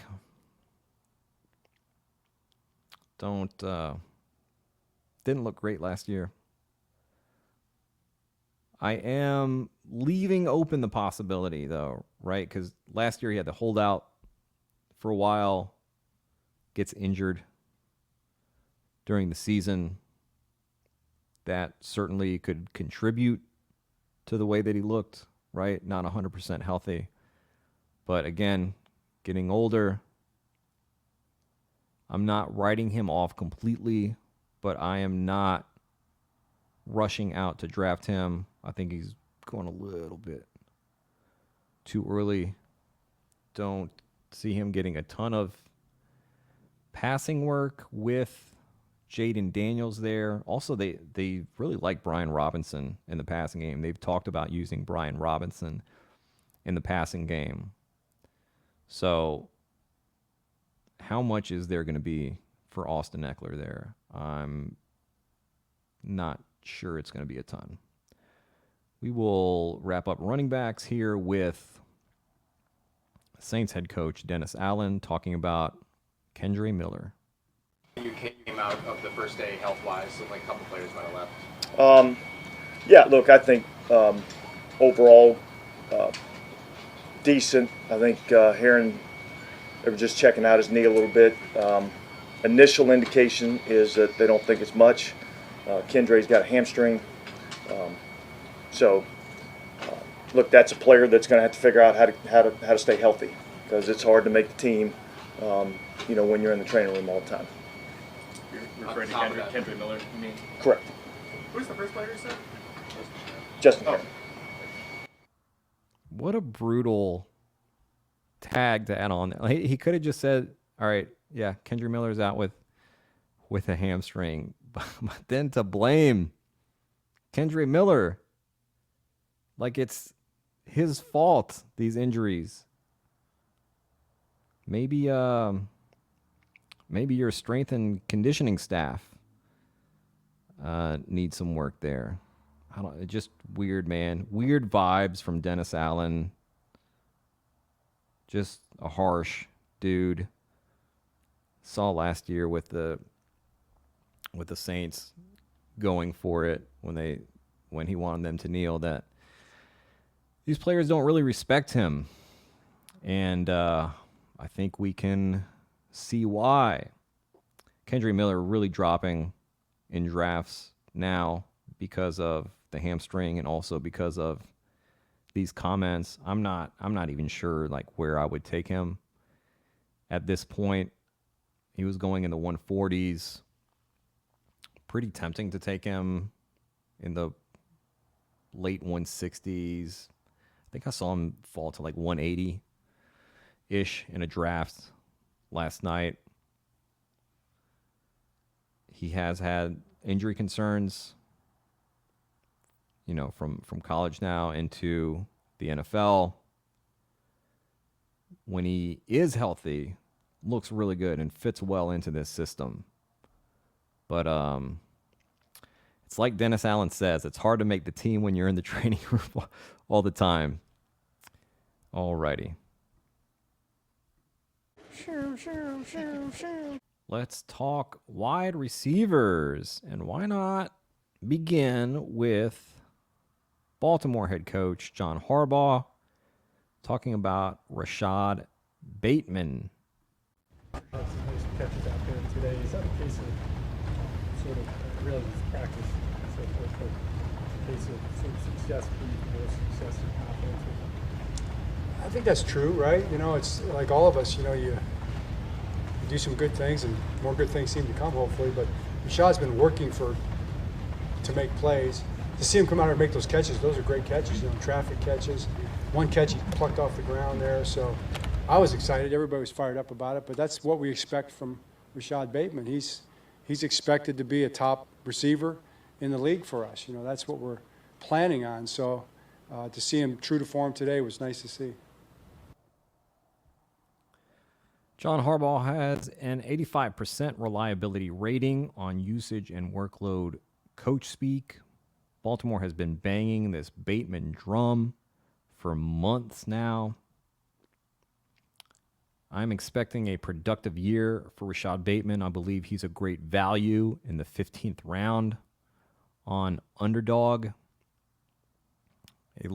This isn't a guy who has, been out there full time, not producing, and finally this is the year. We need to consider all the context surrounding him. Really good reception perception on him.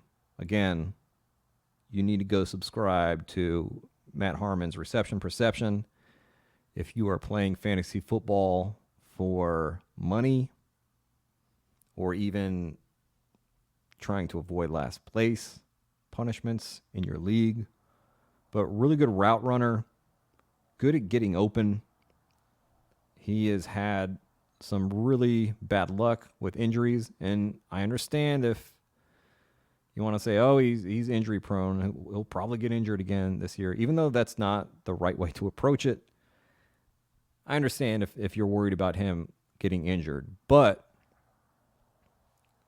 last year misses pretty much all of training camp with his foot.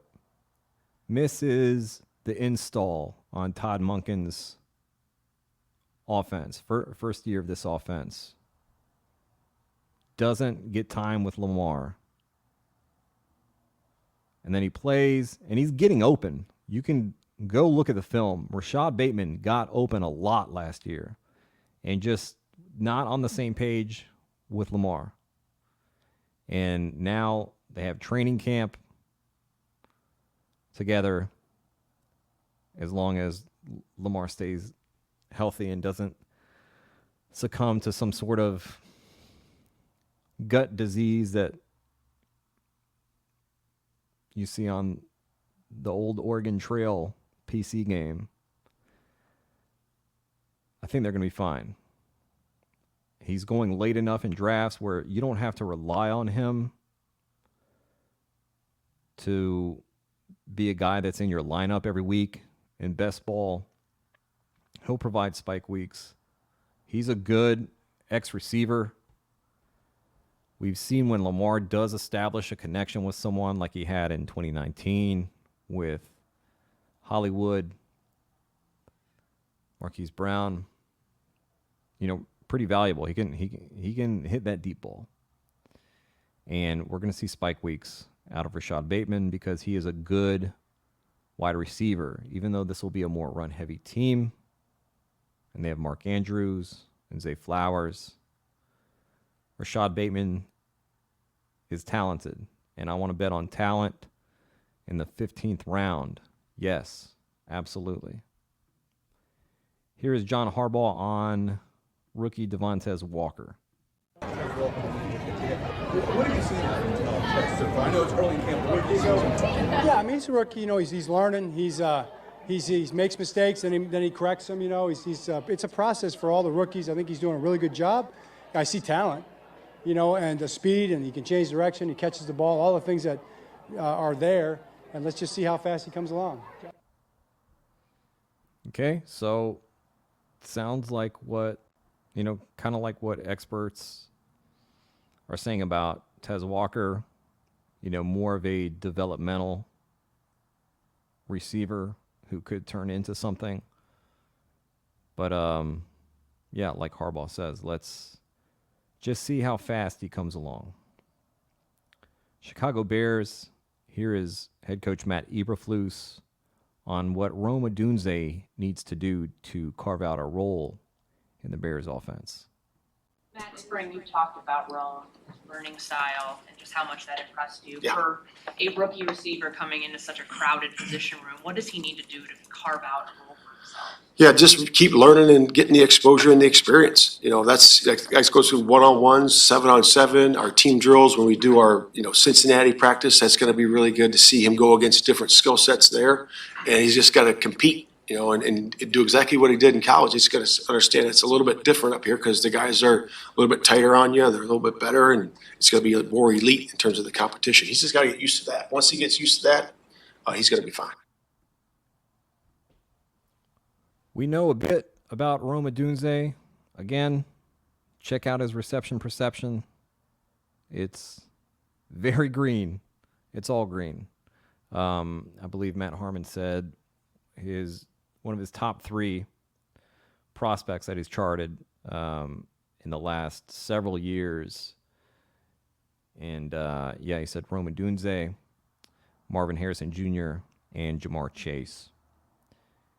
And this thing of he's just got to compete and do exactly what he did in college. We pretty much, all of us know about Rome Odunze's work ethic. This guy's a dog. We saw it at the Combine.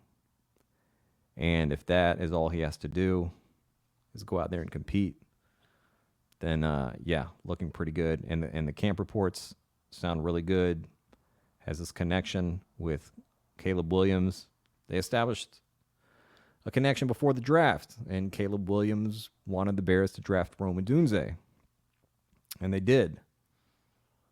So, if you remember back to last year, kind of similar thing with obviously the draft capital isn't similar, but C.J. Stroud begging the Texans to get Tank Dell there, and they did, and we saw magical things happen between those two. Number 9 overall pick, Rome Odunze. Very, very, very talented receiver who can do it all. And, yeah, again, let's bet on talent here. Going in the late 60s on Underdog. Pretty nice price. Indianapolis Colts. Here is general manager Chris Ballard on Josh Downs.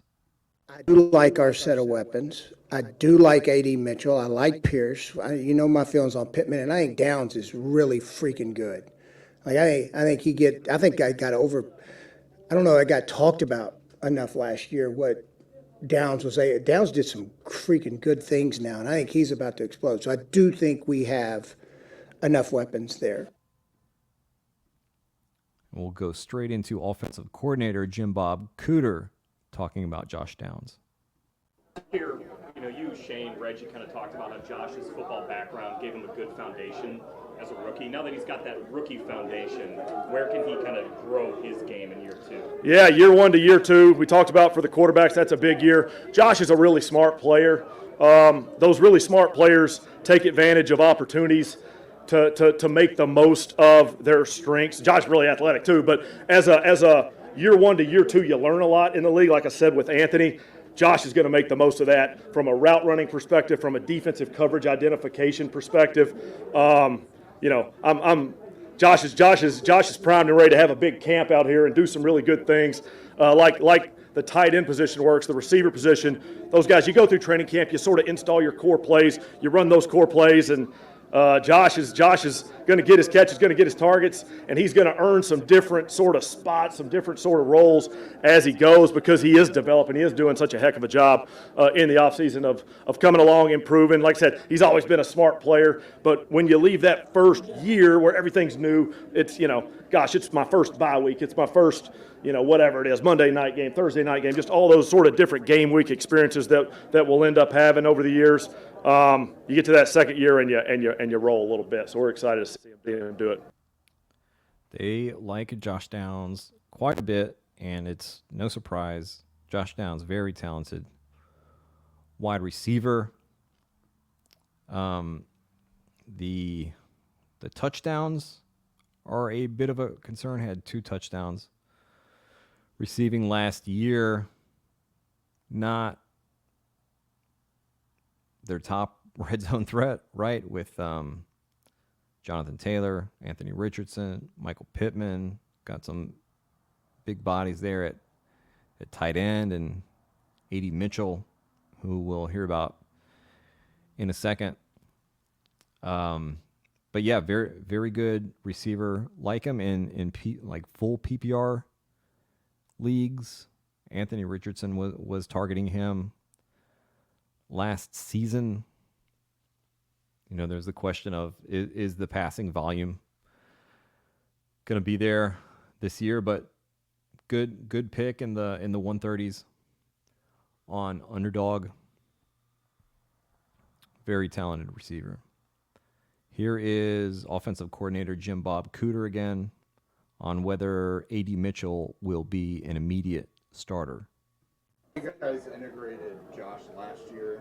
Ultimately became a starter by week 1. Has that tailored the way you guys are moving about with AD this year?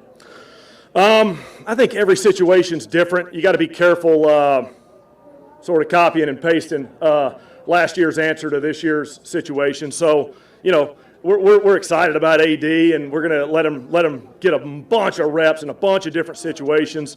But shoot, Alex played a bunch of good football too. We're gonna make sure and sort of let those guys all rep it out and try to go get open versus our DBs who are going to make it tough on them and sort of see what's best for the Colts, man. Let's go get a bunch of reps. We'll figure a bunch out in training camp. So it's not, like I said, I'm always careful to not just do what we did the year before in a different spot or a different situation. Each year is a little bit different. As much as I like Chris Ballard and his aura, Jim Bob Cooter, man, he might be the tops. Colts, let me come hang out with you. Let's have a good time. Let's tie one on.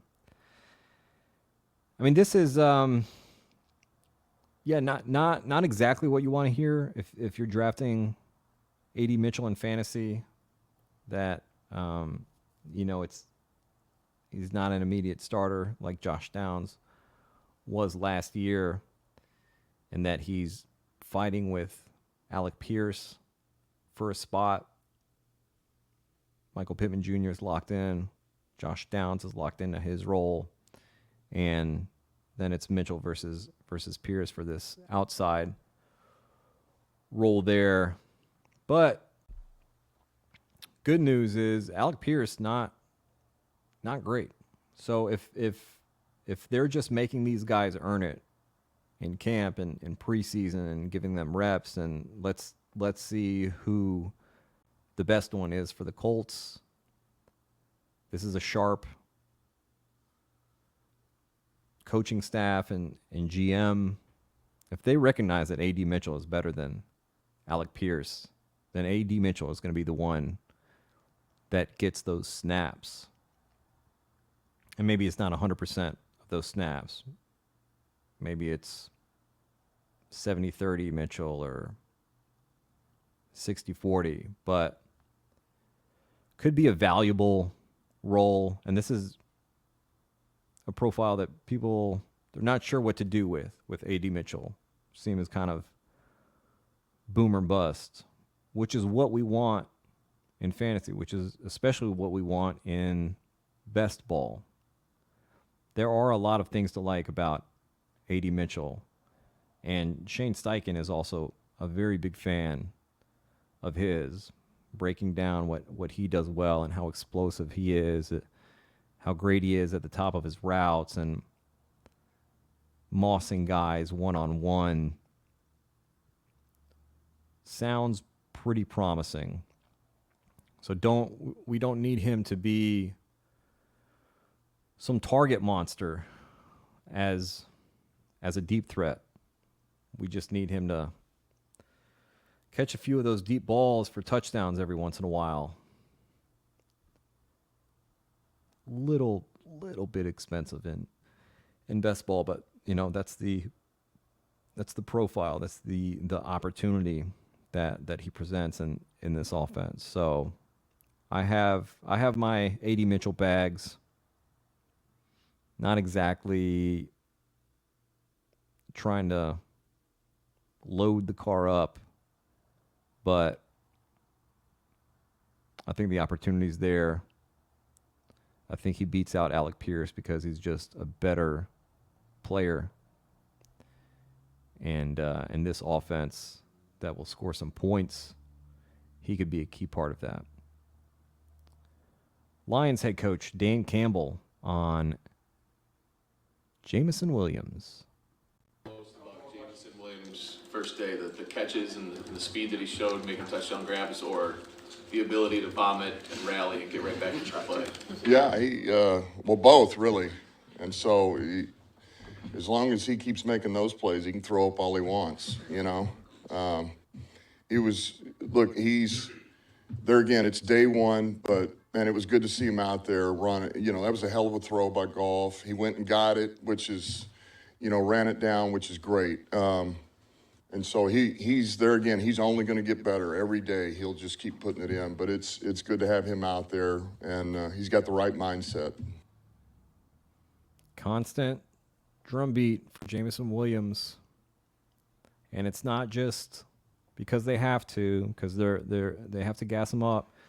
Dan Campbell, not that kind of guy, and we have seen a very clear difference in the way that they were talking about him up through around October of last season, of got to keep working at it, not quite there, got to keep working at it.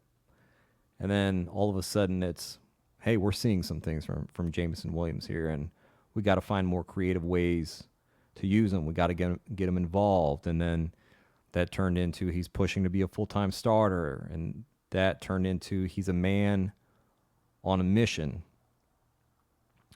So very positive drumbeat here for him. Dan Campbell, very reliable guy with his Coachspeak. So yeah, we are buying that. Now he hasn't come right out and said, hey, Jameson Williams locked in wide receiver 2, but made a lot of comments hinting at that. And yeah, I'm in for Jameson Williams in best ball for sure.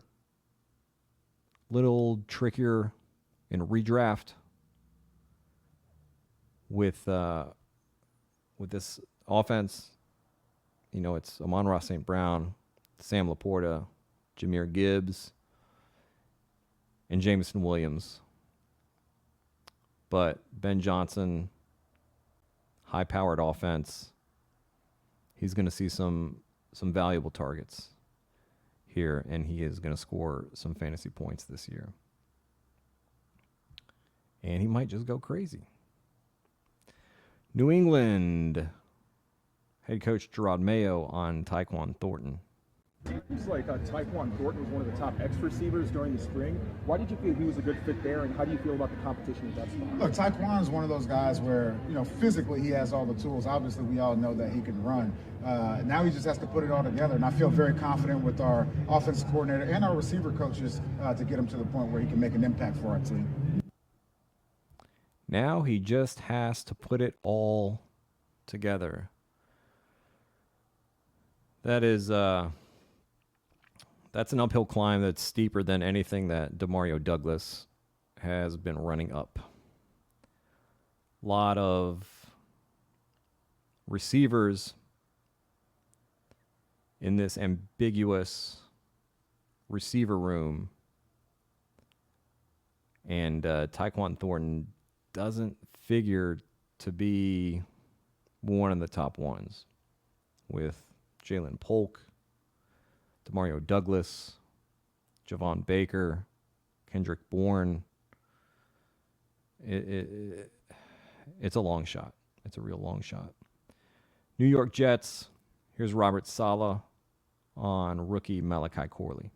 From Malachi Corley, his development as a route runner? It's getting there. He's still got a long way to go. This is, with Xavier being down for a week or so, it's going to be a great opportunity for him to get a lot of reps over the next couple of weeks, and it's going to be on him to put in the extra work, which he does, and find a way to get better every single day. His route running is getting there. He's still got a long way to go. Oof, Madonna. Don't like it. They talked about after they drafted him how raw he is from a route running standpoint. Yikes. Yikes. I mean, maybe they do the Rashee Rice thing with him, keep him within 5-6 yards of the line of scrimmage. Maybe do some old Randall Cobb stuff with him, but I mean, come on. Guy can't run routes. Raw route runner, and you drafted him. Don't like it. Green Bay wide receivers. Here is head coach Matt LaFleur talking about Jaden Reed. Matt, it doesn't sound like you guys are super worried about Jaden not being ready.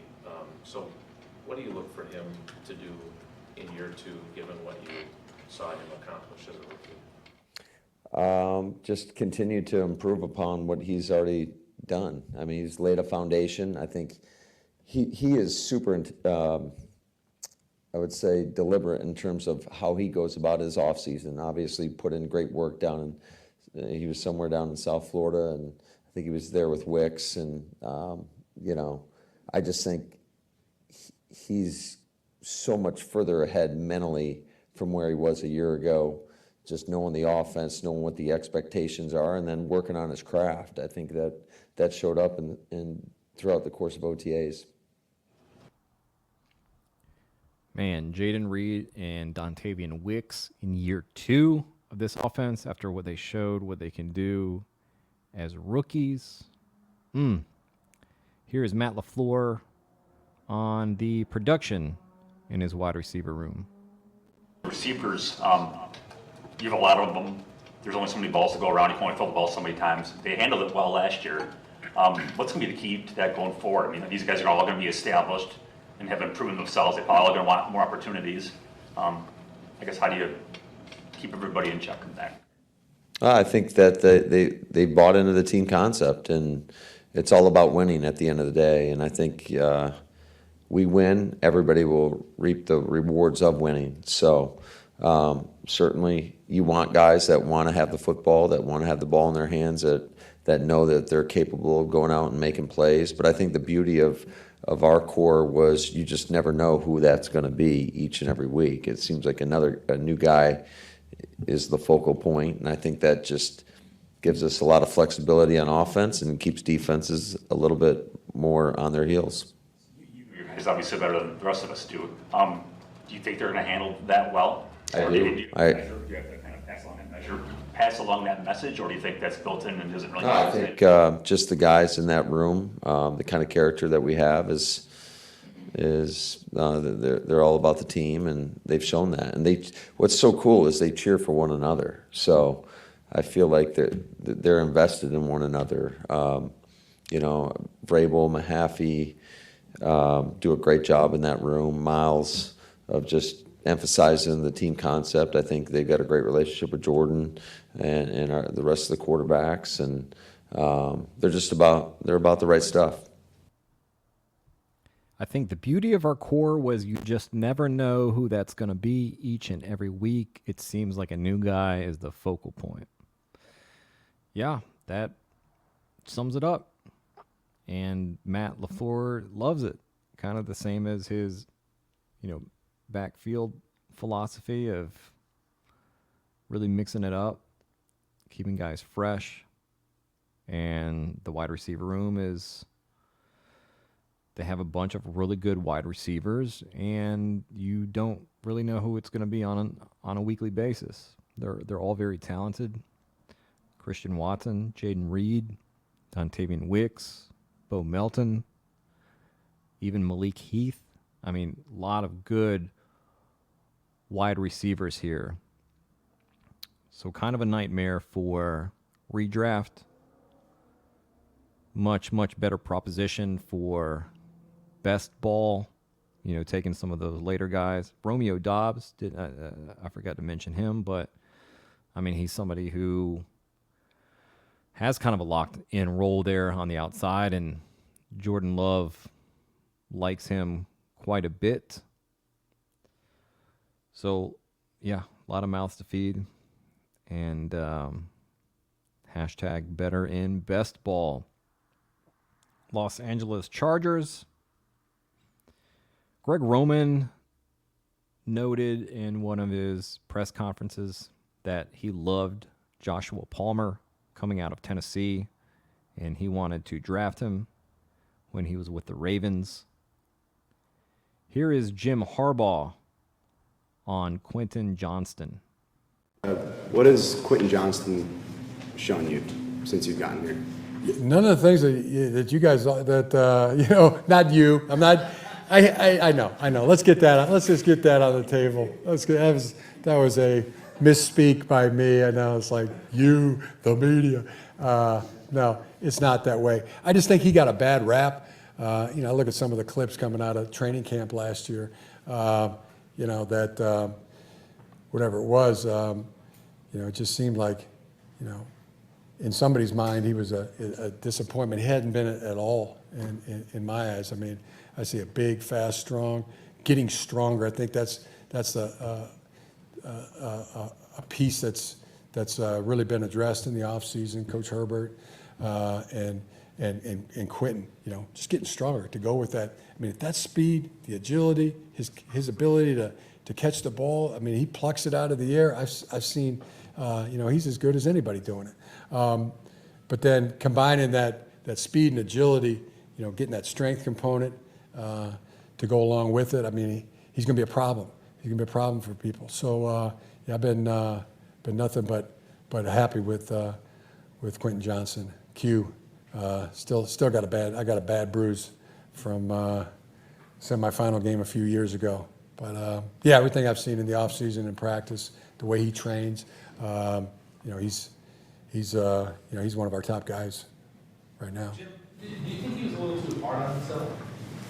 Coming in with that kind of reputation that he had in college, and then having maybe to adapt to the NFL quickly. I mean, if he is, that's a good thing. My advice and what I try to do in my own life is be my own worst critic. So I don't look at that as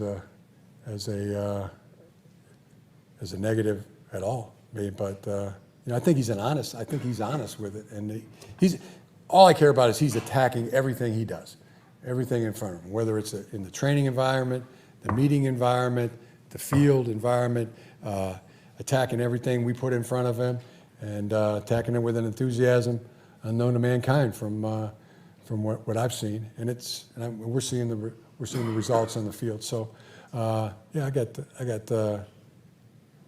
good feelings how this is going to work out for Quentin and our team. What do you think of Josh Palmer? Am I wrong? Did he not get a bad rap? Maybe unfair? Got a bum rap? Kind of early?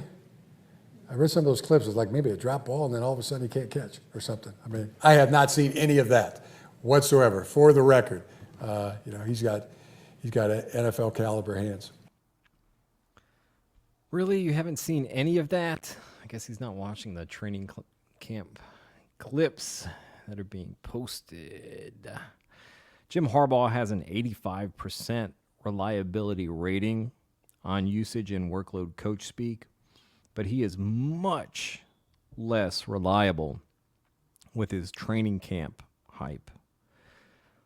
Jim Harbaugh calling out the media here over Quentin Johnston is kind of similar to what he did in San Francisco in 2012 when he chastised the media for criticizing first-round rookie wide receiver A.J. Jenkins. Harbaugh told them that Jenkins was going to be an outstanding player, and then Jenkins ended up playing in 5 games that season, a healthy season, including the playoffs. He logged 45 offensive snaps, dropped his only target. San Francisco traded him the following August. Jenkins spent 2 seasons with the Chiefs, and that was the extent of his NFL career. 17 catches for 223 yards. Yeah, I'm not quite buying the QJ hype. And, I mean, the guy still doesn't know how to catch a football. Like, he's still catching with his body. Like, no matter where the ball is, catching it with his body. That's not good, bro. Here's Jim Harbaugh on rookie Ladd McConkey. What have you seen from him? He had a few catches today, but just what have you seen from him here in the first few practices of training camp? He's been off to a really good start. Really, really excellent route runner. We knew that, and it's been, he's been really good, really dialed in right from the beginning. Just how quick he gets up to full speed. I mean, I don't know how many steps it is, but it's pretty fast. Pretty quick. 3, 5, 6 steps, and he's up to full speed. All right, Ladd McConkey. Harbaugh saying what we know about him. Really, really excellent route runner. Athletic guy. They called him a Swiss Army knife this offseason. Figures to see a lot of work there. Moving on to the Panthers. Here is head coach Dave Canales talking about featuring Deontay Johnson. Backing on the tight end position and the checkdowns that you were talking about. I know it's early, I know it's day one, but given the offseason, the chemistry, the rhythm, and then you guys in rookie camp coming through, how has Bryce and both Andy, when that pocket does break down, started to familiarize themselves and be comfortable with not just looking at a running back, but also at that tight end position? Yeah, it's great, and I think that's always a challenge. As we build our offense, we really try to feature someone, and for us right now, where's Deontay Johnson at? And we have our progressions, and we're going to move him around in formation, but the rest of the guys have to come alive as the coverage is dictated, and so, but I think it's great in terms of tendencies are okay as long as you have them, because the defense is going to be looking for someone, and that opens up everything else. So I think the patience for the quarterbacks of just going through progressions, finding the next guy, the receivers, the tight ends will come alive after that. All that Deontay Johnson does is get open, man. He is so good at creating separation, getting open. And Carolina recognized that. They recognized that they need weapons. They need a good supporting cast around Bryce Young in order for him to look good, in order for him to take the sort of leap that we saw from Geno Smith and Baker Mayfield under Dave Canales. Big upgrade to the offensive line in Carolina.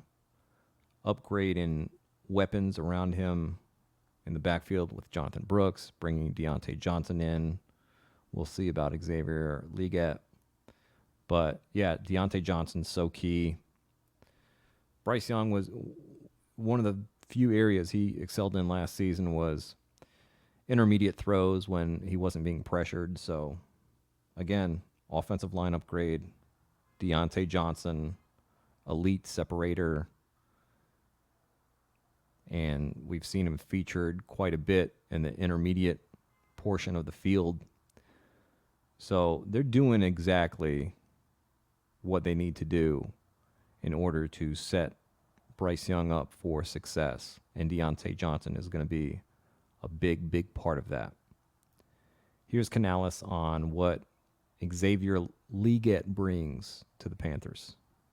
Legette bring to this offense, and what's realistic as far as his timeline to maybe get more reps and get more opportunities?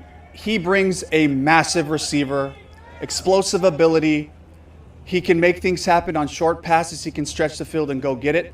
My expectation for Xavier, I'm wide open. I'm wide open to how quickly he can really assimilate himself into this offense and pick it up so that he has just kind of a rhythmic flow for what he's doing. And so I don't have any specific numbers or anything like that. I just want him to get better one day at a time. Same message as we just kind of talked about, and I'm open to whatever that looks like. All right, so it sounds like not like a real vision or plan in place for Xavier Legette yet. We're so early in training camp.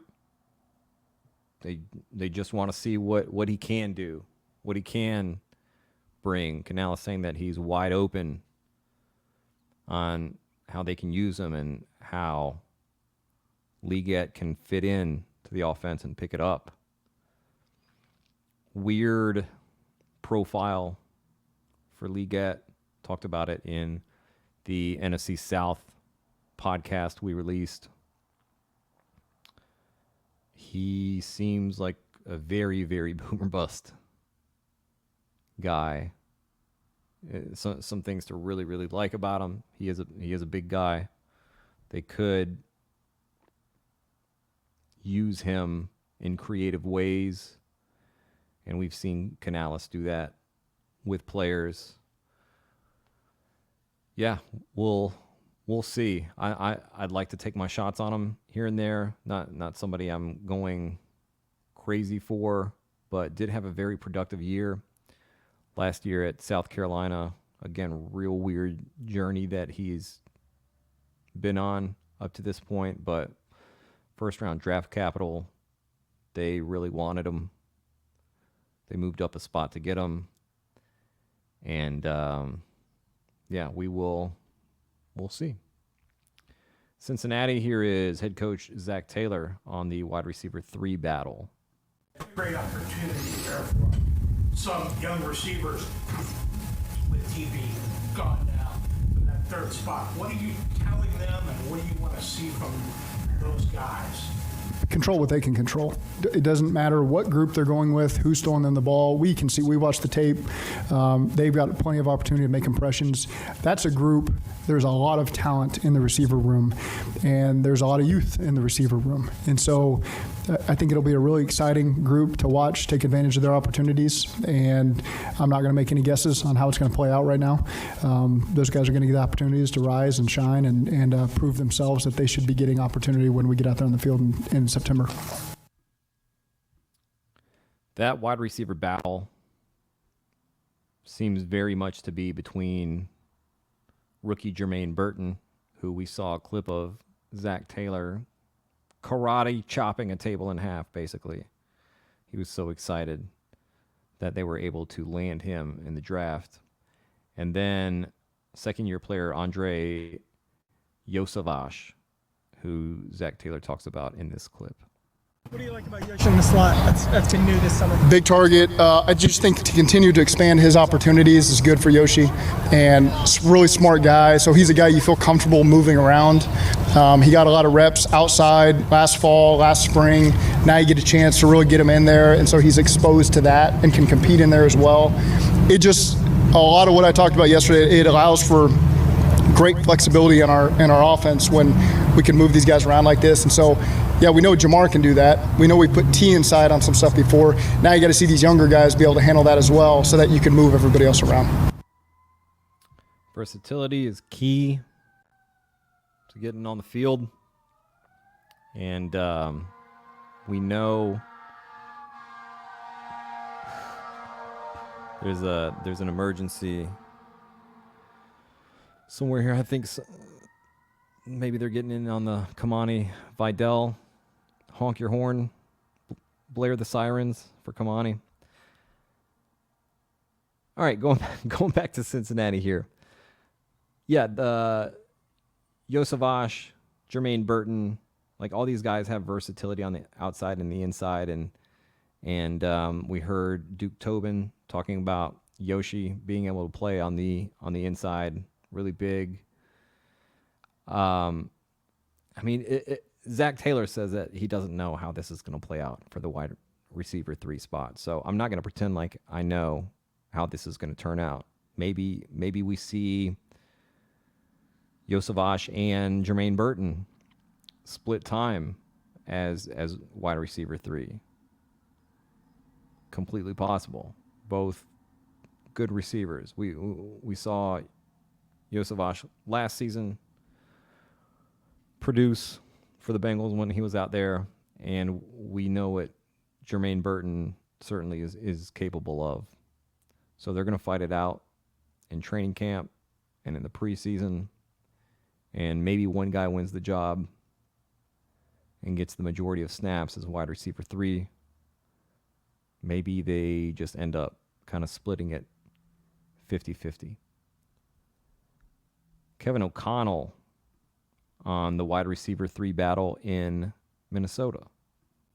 Third receiver spot with KJ gone. You got Brandon back, you bring in Trent, you got a guy like Jalen Naylor around as well. Like, how do you size up kind of the different skill sets? Yeah, I think it's going to be competitive for sure.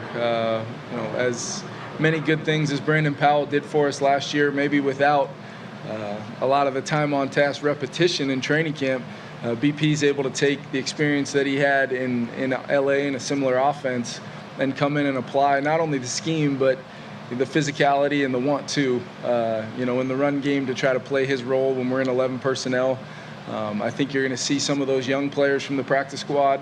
We really liked that group a year ago, and now we're going to see kind of who can take that next step when called upon. Trent Sherfield's a guy that's always had, a real mentality for being a multi-phase player from the pass game standpoint, but also, what it's like when that guy puts the pads on, the real guy kind of comes out. And that goes for a lot of areas of our team where you don't want to overanalyze. I know we always want answers on depth charts and things, but the way we, and really all 32 teams now handle the spring, we have to put the pads on. We have to see ultimately what the game is like in its truest form when we put those pads on and allow physical players that maybe that's their best skill set, allow those guys to do those things encompassed in their game. So a lot of names in that room, a lot of guys really looking forward to seeing in addition to those guys. I mean, Jalen Naylor's a guy, maybe the third receiver can look a lot of different ways in our offense because we have moved Justin and now Jordan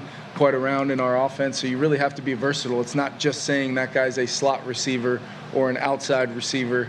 It's really looking for a versatile kind of all-down skill set that might come from a collection of guys. It might come from one guy taking that job and running with it. So definitely going to be very competitive. Ooh, the wide receiver room beyond Justin Jefferson and Jordan Addison is rough stuff. Real yikes city there. Sounds like either Jalen Naylor or Brandon Powell could win that job, but like O'Connell said, maybe it's a collection of guys that make up the wide receiver 3 position for the Vikings. Philadelphia Eagles receivers. Here is new offensive coordinator Kellen Moore on his plans to move A.J. Brown and Devonta Smith around. Jay and Devontae have said that this offense gives them maybe a little more freedom than they had previously, I guess, to move around or alter their routes based upon the coverage, et cetera. Can you give a little more about how that may differ from what has been here before, or how it may differ from, I guess, the rest of the league? Yeah, that's a great question.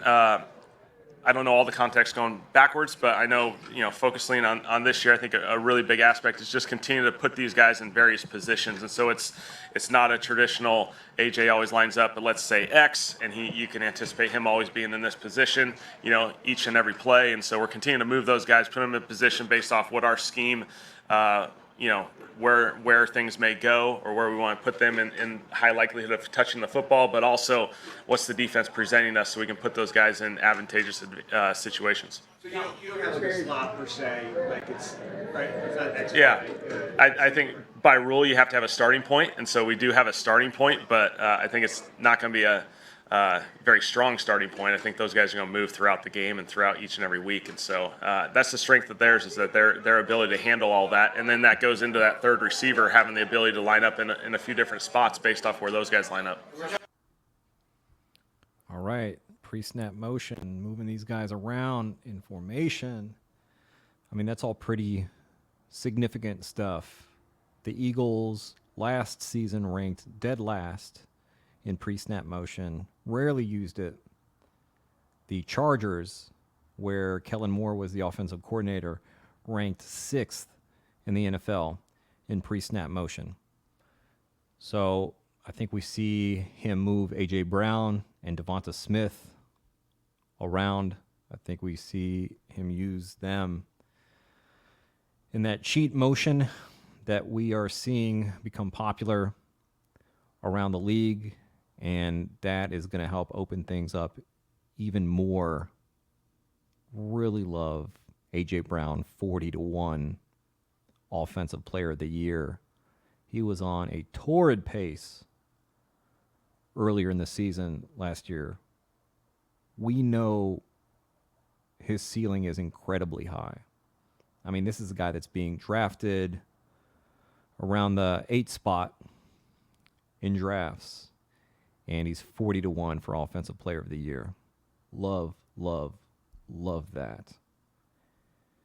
Kansas City Chiefs, both head coach Andy Reid and Chiefs owner Clark Hunt said that they have not heard anything from the league yet on a Rashee Rice suspension. It's possible we don't see anything until next season. At the same time, it's also possible that we see a suspension that happens later in the year, which is not what we want. If there's a suspension, which there probably will be, we want that to be earlier in the season, not during the fantasy playoffs. But I think a pretty good value right now where he's going. Not as good as it was a few months ago when he was going around number 83 in underdog drafts. He's going, I think, around 62, 63 now. But if that suspension doesn't happen until next season, I mean, this is a guy who was going at the 1-2 turn on the big board before the NFL draft. Big board on underdog. Yeah, very, very talented receiver. The metrics pretty insane for him last year. And with things opening up deep now with the Chiefs, you know, I've pontificated publicly about does Xavier Worthy and Hollywood coming to town, does that take away from Rashee Rice's target share? Or does that open things up even more for him and Travis Kelce? I think overall might be better, a little bit better for him in best ball, and makes him a little more hit or miss in redraft. Here is Chiefs coach Andy Reid talking about mixing Kadarius Toney in at running back. Been working with running backs and both receivers, is playing for him to kind of be a dual threat. Yeah, I think that's one of his strengths, is to be able to move him around. And he had some positive snaps for us at running back last year. And so I think he enjoys doing that. He's pretty multifaceted there with what he can do, and we're going to try to utilize it to the best of his abilities there. Yeah. Kadarius Toney carried the ball 11 times for Kansas City last year, by the way. Here is offensive coordinator Matt Nagy on Kadarius Toney at running back. Kadarius Toney gets some reps at running back last couple of days. Are there any plans to use him more at running back than you did in the past, or maybe last season? It's probably the biggest thing right now with KT is just us being able to use his strengths. He's super talented. He can do a lot of things. So right now is probably the time to experiment and use these reps that we get. So yeah, we'll do some more with him at running back. We did some last year with him. And I think he's a weapon when you use him that way and being able to bounce him around in different spots. And so far, so good. All right, so they are experimenting with him at running back. The good thing about Kadarius Toney playing running back is that much harder to line up off sides when you're in the backfield.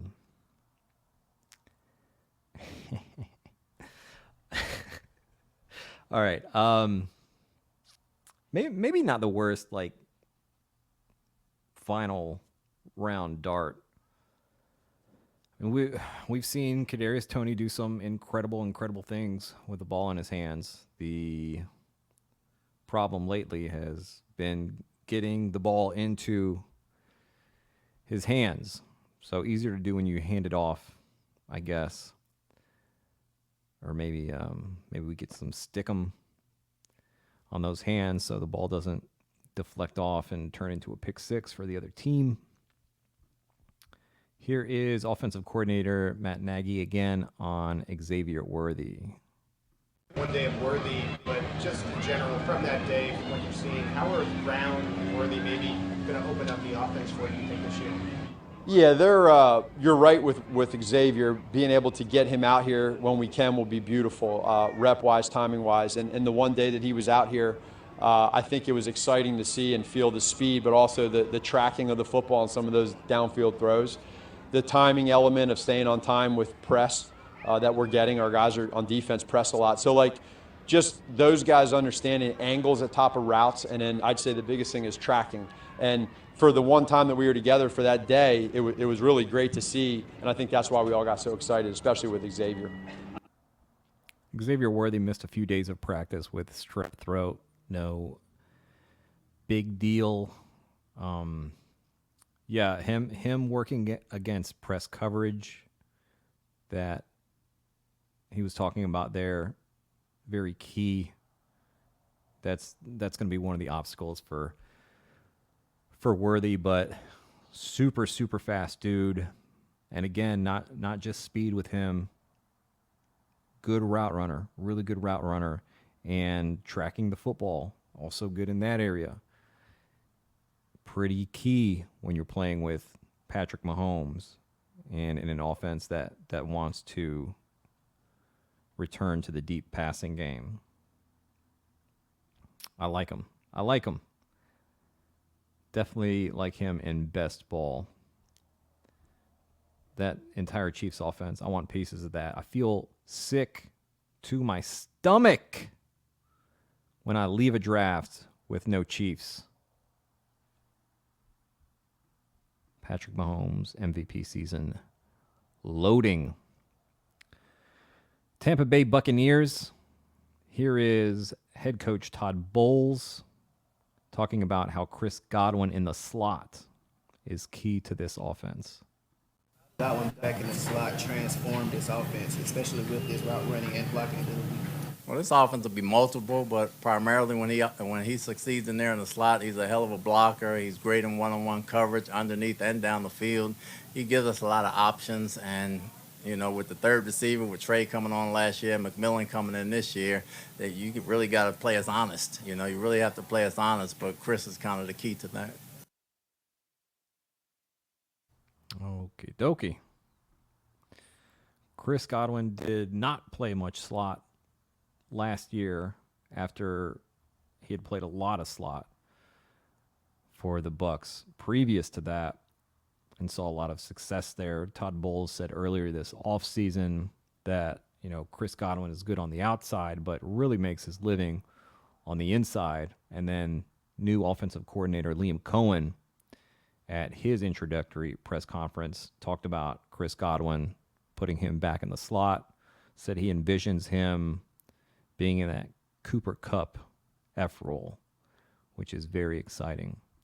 Here is Todd Bowles again, this time talking about rookie wide receiver Jalen McMillan. Change your offense. And everybody knows about Mike and Chris and the double, Mike as much as they can. But how does having a third guy that can do everything help? Well, that's still developing right now. We know he has outstanding hands and competitiveness, and we know he can play all three spots. Obviously, you got Trey and Rock and a lot of guys in there playing, but we're really high on him. He's very smart. He's very competitive, and he has a motor that doesn't stop, so that's only going to help us. I think we're still unwrapping the things he can do to put in the offense to help us, and when we get a good 2 or 3 weeks in, you'll see more of that. They have spoken quite highly about Jalen McMillan this offseason. His versatility, being able to play all three spots, which is really big when you're moving Chris Godwin into the slot. They keep talking about how good his hands are, how smart he is, how competitive he is. Other Bucs players are recognizing this and talking about this as well. So Bowles very high on him. Offensive coordinator Liam Cohen very high on him. And I've taken a lot of Jalen McMillan in underdog best ball drafts. The Rams played a ton of 11 personnel, and that's the tree that Liam Cohen comes from. The Bucs are going to play a lot of 11 personnel. They already had played a good deal of 11 personnel, but we're going to see a lot of 3 receiver sets from them.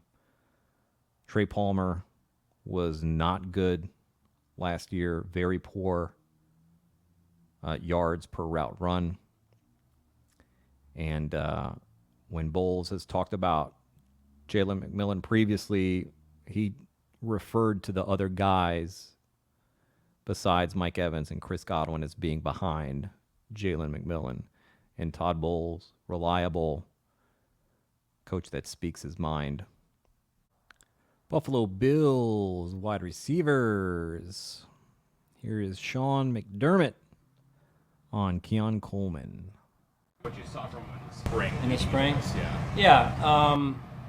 Yeah. He was a rookie, still is a rookie. That's not going to change.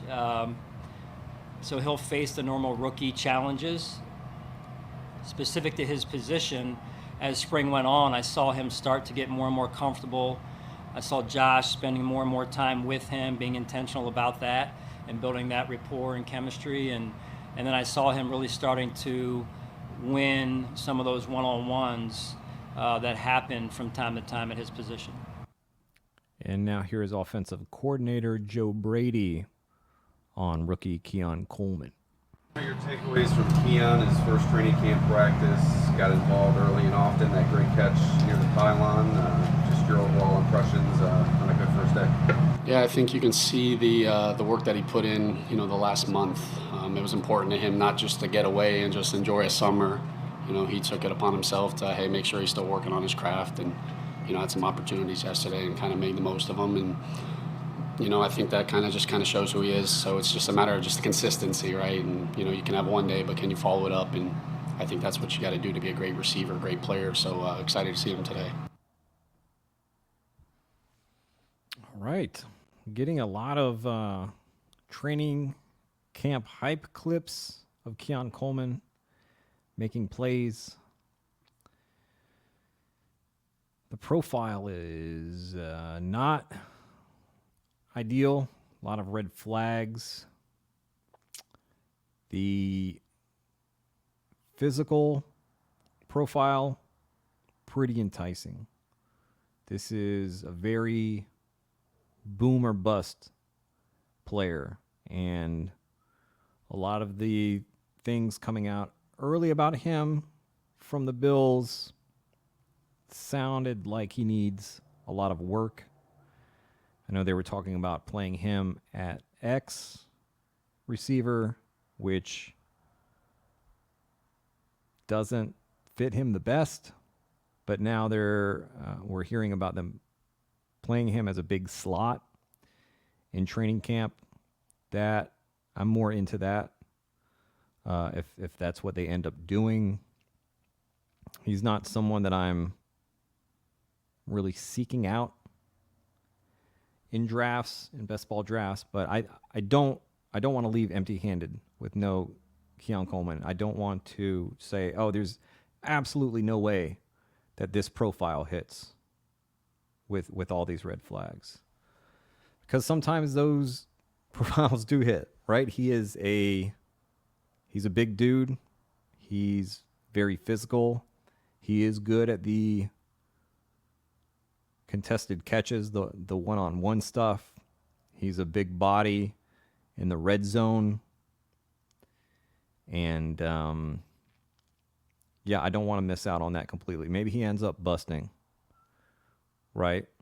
Maybe, I don't know what the percentage is of, hey, this percentage he busts, this percentage he blows up and has an incredible year, and this percentage he splits some time with Mac Hollins MVS at X receiver and has kind of a middling season.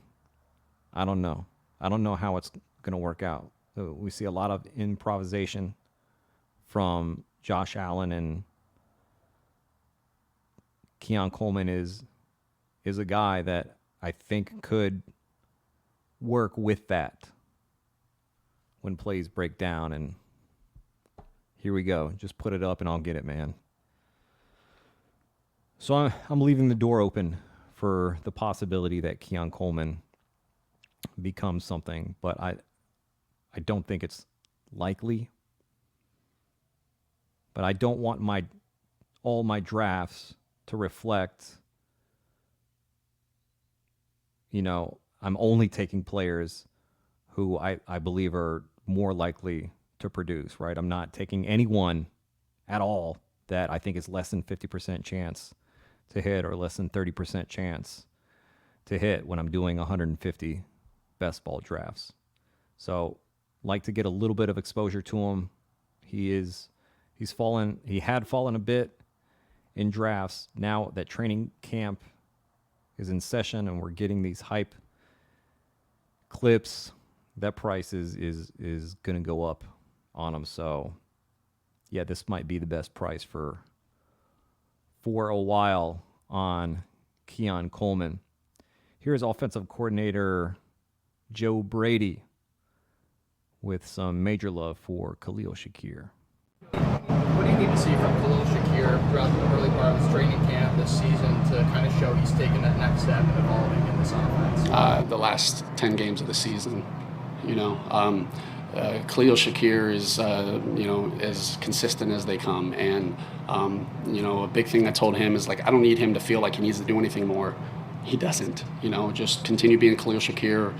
His consistency as a wide receiver, he speaks so loudly to the quarterbacks, the way that he runs routes, and just continues to make plays. And Josh has the utmost confidence in him. So I don't need him to do anything else besides be Khalil Shakir and just continue to stack the days like he does on a consistent basis.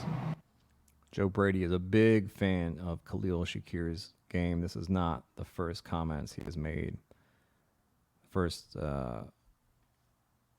glowing comments that he's made about Khalil Shakir. And here is offensive coordinator Joe Brady again, this time on Mac Hollins.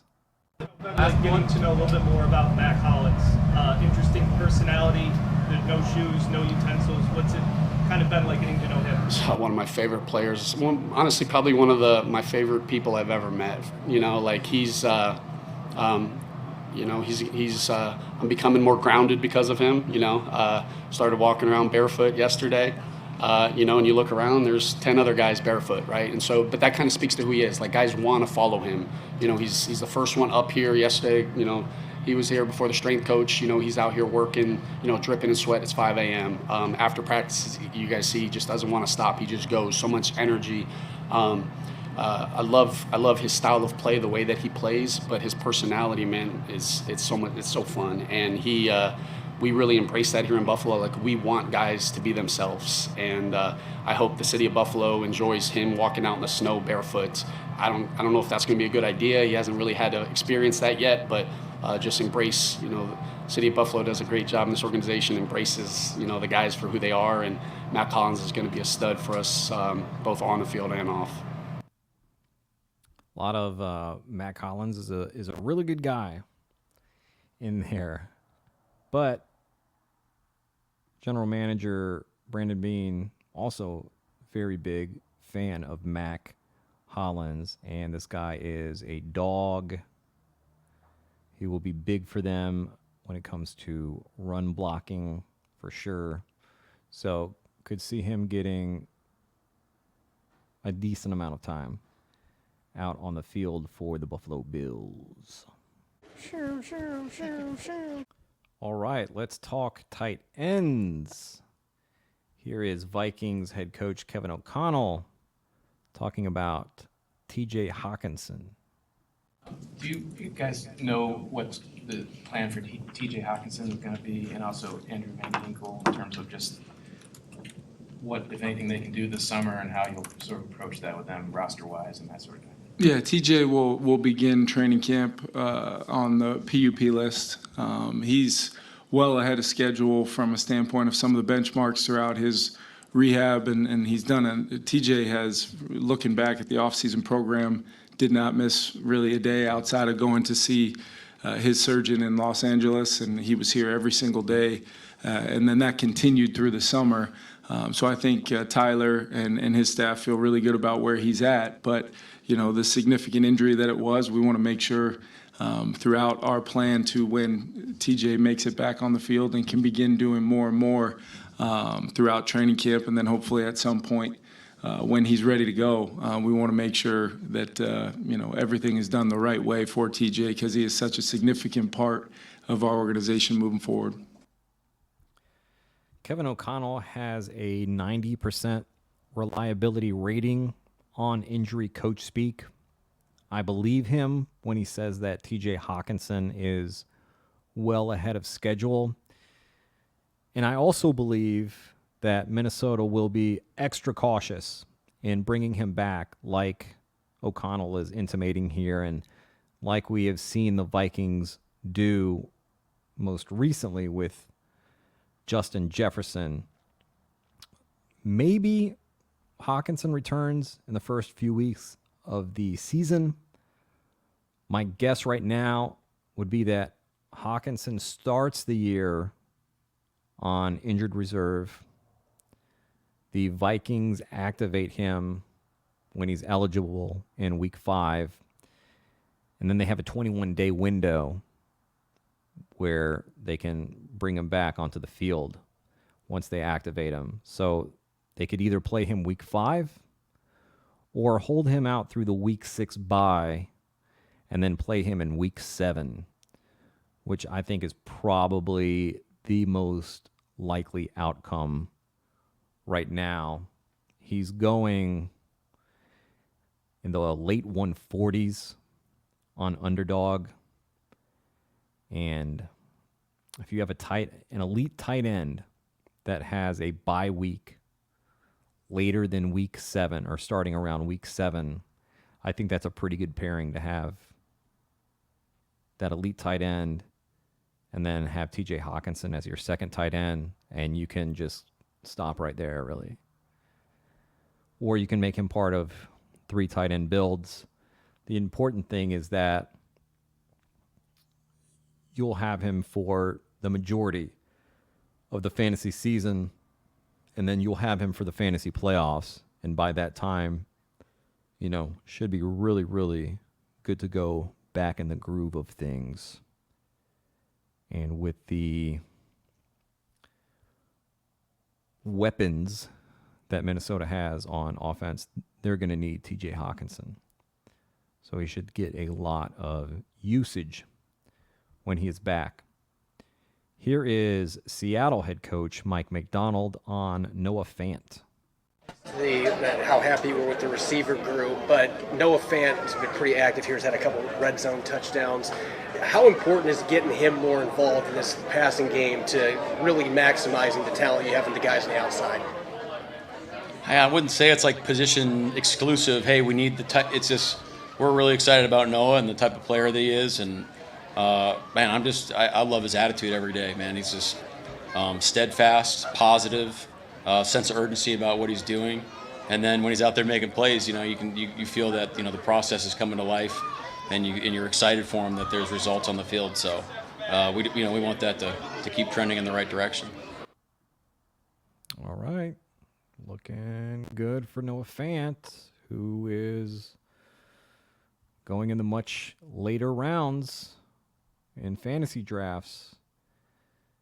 One thing that I've noticed throughout the offseason when Mike McDonald and Ryan Grubb are talking about the passing game is they very, very often include Noah Fant when they're talking about, they say DK Metcalf, Tyler Lockett, Jackson Smith and Jigba, and Noah Fant. So they definitely see Noah Fant as being a key piece of this passing offense.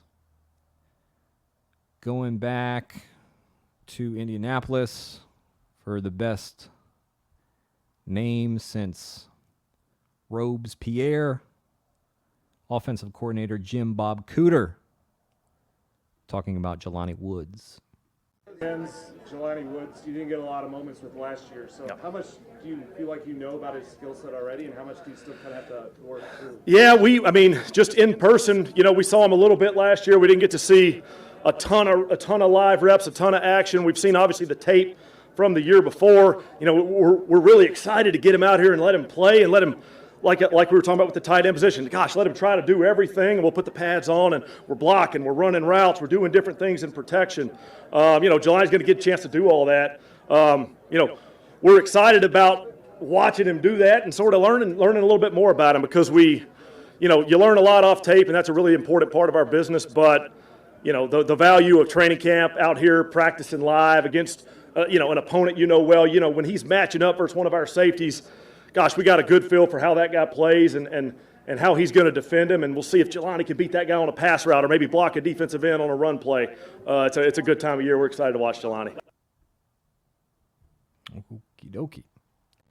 General Manager Chris Ballard talked about the tight end room the other day and said that there's no star in that room, but that they have a lot of guys that they like.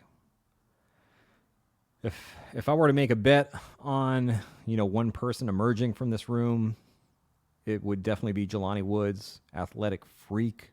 Shane Steichen has talked about his ability to be used deep, which is, kind of rare for a tight end, and just a massive body. You get a safety on him. He'll just bully him. Fast dude, so get a linebacker on him, he'll blow past him. And this is a guy going in the last rounds of best ball drafts. Could definitely see some spike weeks from Jelani Woods. Wouldn't count on crazy weekly production. Not as into him, obviously, in redraft, but as someone who goes in the final round of best ball drafts, and that kind of athleticism, and we saw when he was healthy, what he's capable of, just holding out hope that he can stay healthy and do his thing, man. Houston Texans, here's D'Amico Ryans on his tight end room. Last season, there's been a lot of talk about the wide receiver position, of course, added Stephon Diggs, but what are you looking for from the tight end group to impact this offense? From our tight ends, I'm looking for even more explosive plays out of our tight end group. I think Dalton did a great job last year of being very consistent, reliable, and we've seen Brevin step up and make some plays, make some explosive plays for us down the field as well. So I'm excited to see Brevin's growth. Brevin's a young player who I think has even more in the tank, and he can be a playmaker for us. So we know what Dalton brings, and we can bring Brevin along, and also excited about the rookie, Cade Stover, to see what he brings. He's a physical guy, he can move around and play multiple spots, so excited to see him in action. D'Amico Ryans has talked about Brevin Jordan quite a bit this offseason. Probably won't be a thing this year, but someone to keep your eyes on, keep your ears open to, keep your hands tentatively stretched out for, and your feet in position towards, and all that stuff. Oh man. All right, Tennessee. Here is Brian Callahan on their tight end room. How do you view the opportunity for snaps in the tight end room, especially with the three of Chig, Wiley, and Vanette? Yeah, it's a room I'm excited about. I've really been impressed with Josh and Chig. Having Nick as a veteran presence, the guy's done it for a long time, has been great.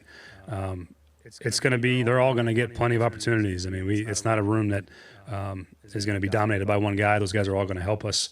They all are going to have roles, and it allows us to be a little bit more multiple in the personnel grouping. So we can use all three of them. We can use two of them. We can use one of them. And they all have different skill sets. So it's sort of we're going to fill the tight end role with a lot of different players as opposed to maybe just one or two guys like some teams do. But they're also young too, then they're emerging. And so I'm excited to see what Josh does in training camp, how Chig comes along. So it's a fun group. I'm excited about them. They got great energy. And I think that they got a chance to really help our offense. Man, saying we're going to see how a veteran comes along. This is not a rookie, Chig Okonkwo, a veteran. See how he comes along. It's not a room that's going to be dominated by one guy. Ooh, Chig Okonkwo drafters, I'm very sorry. I want to give you a big Robin Williams and Goodwill Hunting hug. Let you know that it is not your fault if you've been drafting him, but if you continue drafting him now, it is your fault. Okay? Don't draft Chig Okonkwo. Buffalo Bills, here is offensive coordinator Joe Brady on Dawson Knox. Tough slate for Dawson last year, injury-wise. He's up to full strength. What kind of options does he give you? I mean, he's huge for our offense. He does so much from a leadership standpoint, just him being around, but just him in the pass game. He's such a unique skill set with what he can do as a receiver, and just seeing the growth that he's put with Coach Boris in the run game. He's a complete tight end. So just having him, Dalton, Q, just the versatility that we have, it gives us a lot of options. So, it hurt us not having him last year. So I'm excited to see him kind of moving around at full speed. He's a huge asset for us. All right. Very important. Huge for their offense, according to Joe Brady. And it makes sense. Buffalo wants to run the ball under Joe Brady. We've seen that before. Dawson Knox, good in the blocking game. Pretty decent pass catcher as well. Big athletic dude. And not a bad final round dart. Has that contingent upside if something were to happen to Dalton Kincaid. But yeah, he could provide you a spike week here and there. We will end this with Washington Commanders head coach Dan Quinn on what he expects Zach Ertz to bring. Coached against Zach Ertz for a long time. What do you expect him at this age to bring to this group? One, the leadership part for him has been, I thought it would be good, and it was remarkable, quite honestly. But the route running, the detail of that, the emphasis on third down, he's not here to coach, but he has a presence about him of standards, of ways to go that other people can look to emulate. And then past that, in the passing game, he has a very good awareness how to play zone, how to play man, the nuances of a route. So I've been very pleased with what I've seen so far. All right, this is what Zach Ertz does. He blocks the way for promising young tight ends, like he did with Dallas Goedert in Philly, like he did with Trey McBride in Arizona, and like he might do now with rookie Ben Sennett in Washington. That wraps up a gargantuan episode covering the first couple weeks of training camp. Be sure to use promo code Coachspeak when you sign up on Underdog Fantasy and get up to $250 in bonus cash. Pretty nice deal. Get your special pick as well. And let me see the drafts that you end up with using that promo code. Let me see the pick'ems that you do. Make sure you like and subscribe the video because I want you to be able to go to sleep tonight, and I think that'll really help you nod off, just knowing in your heart that I'm subscribed to the Coachspeak Index podcast.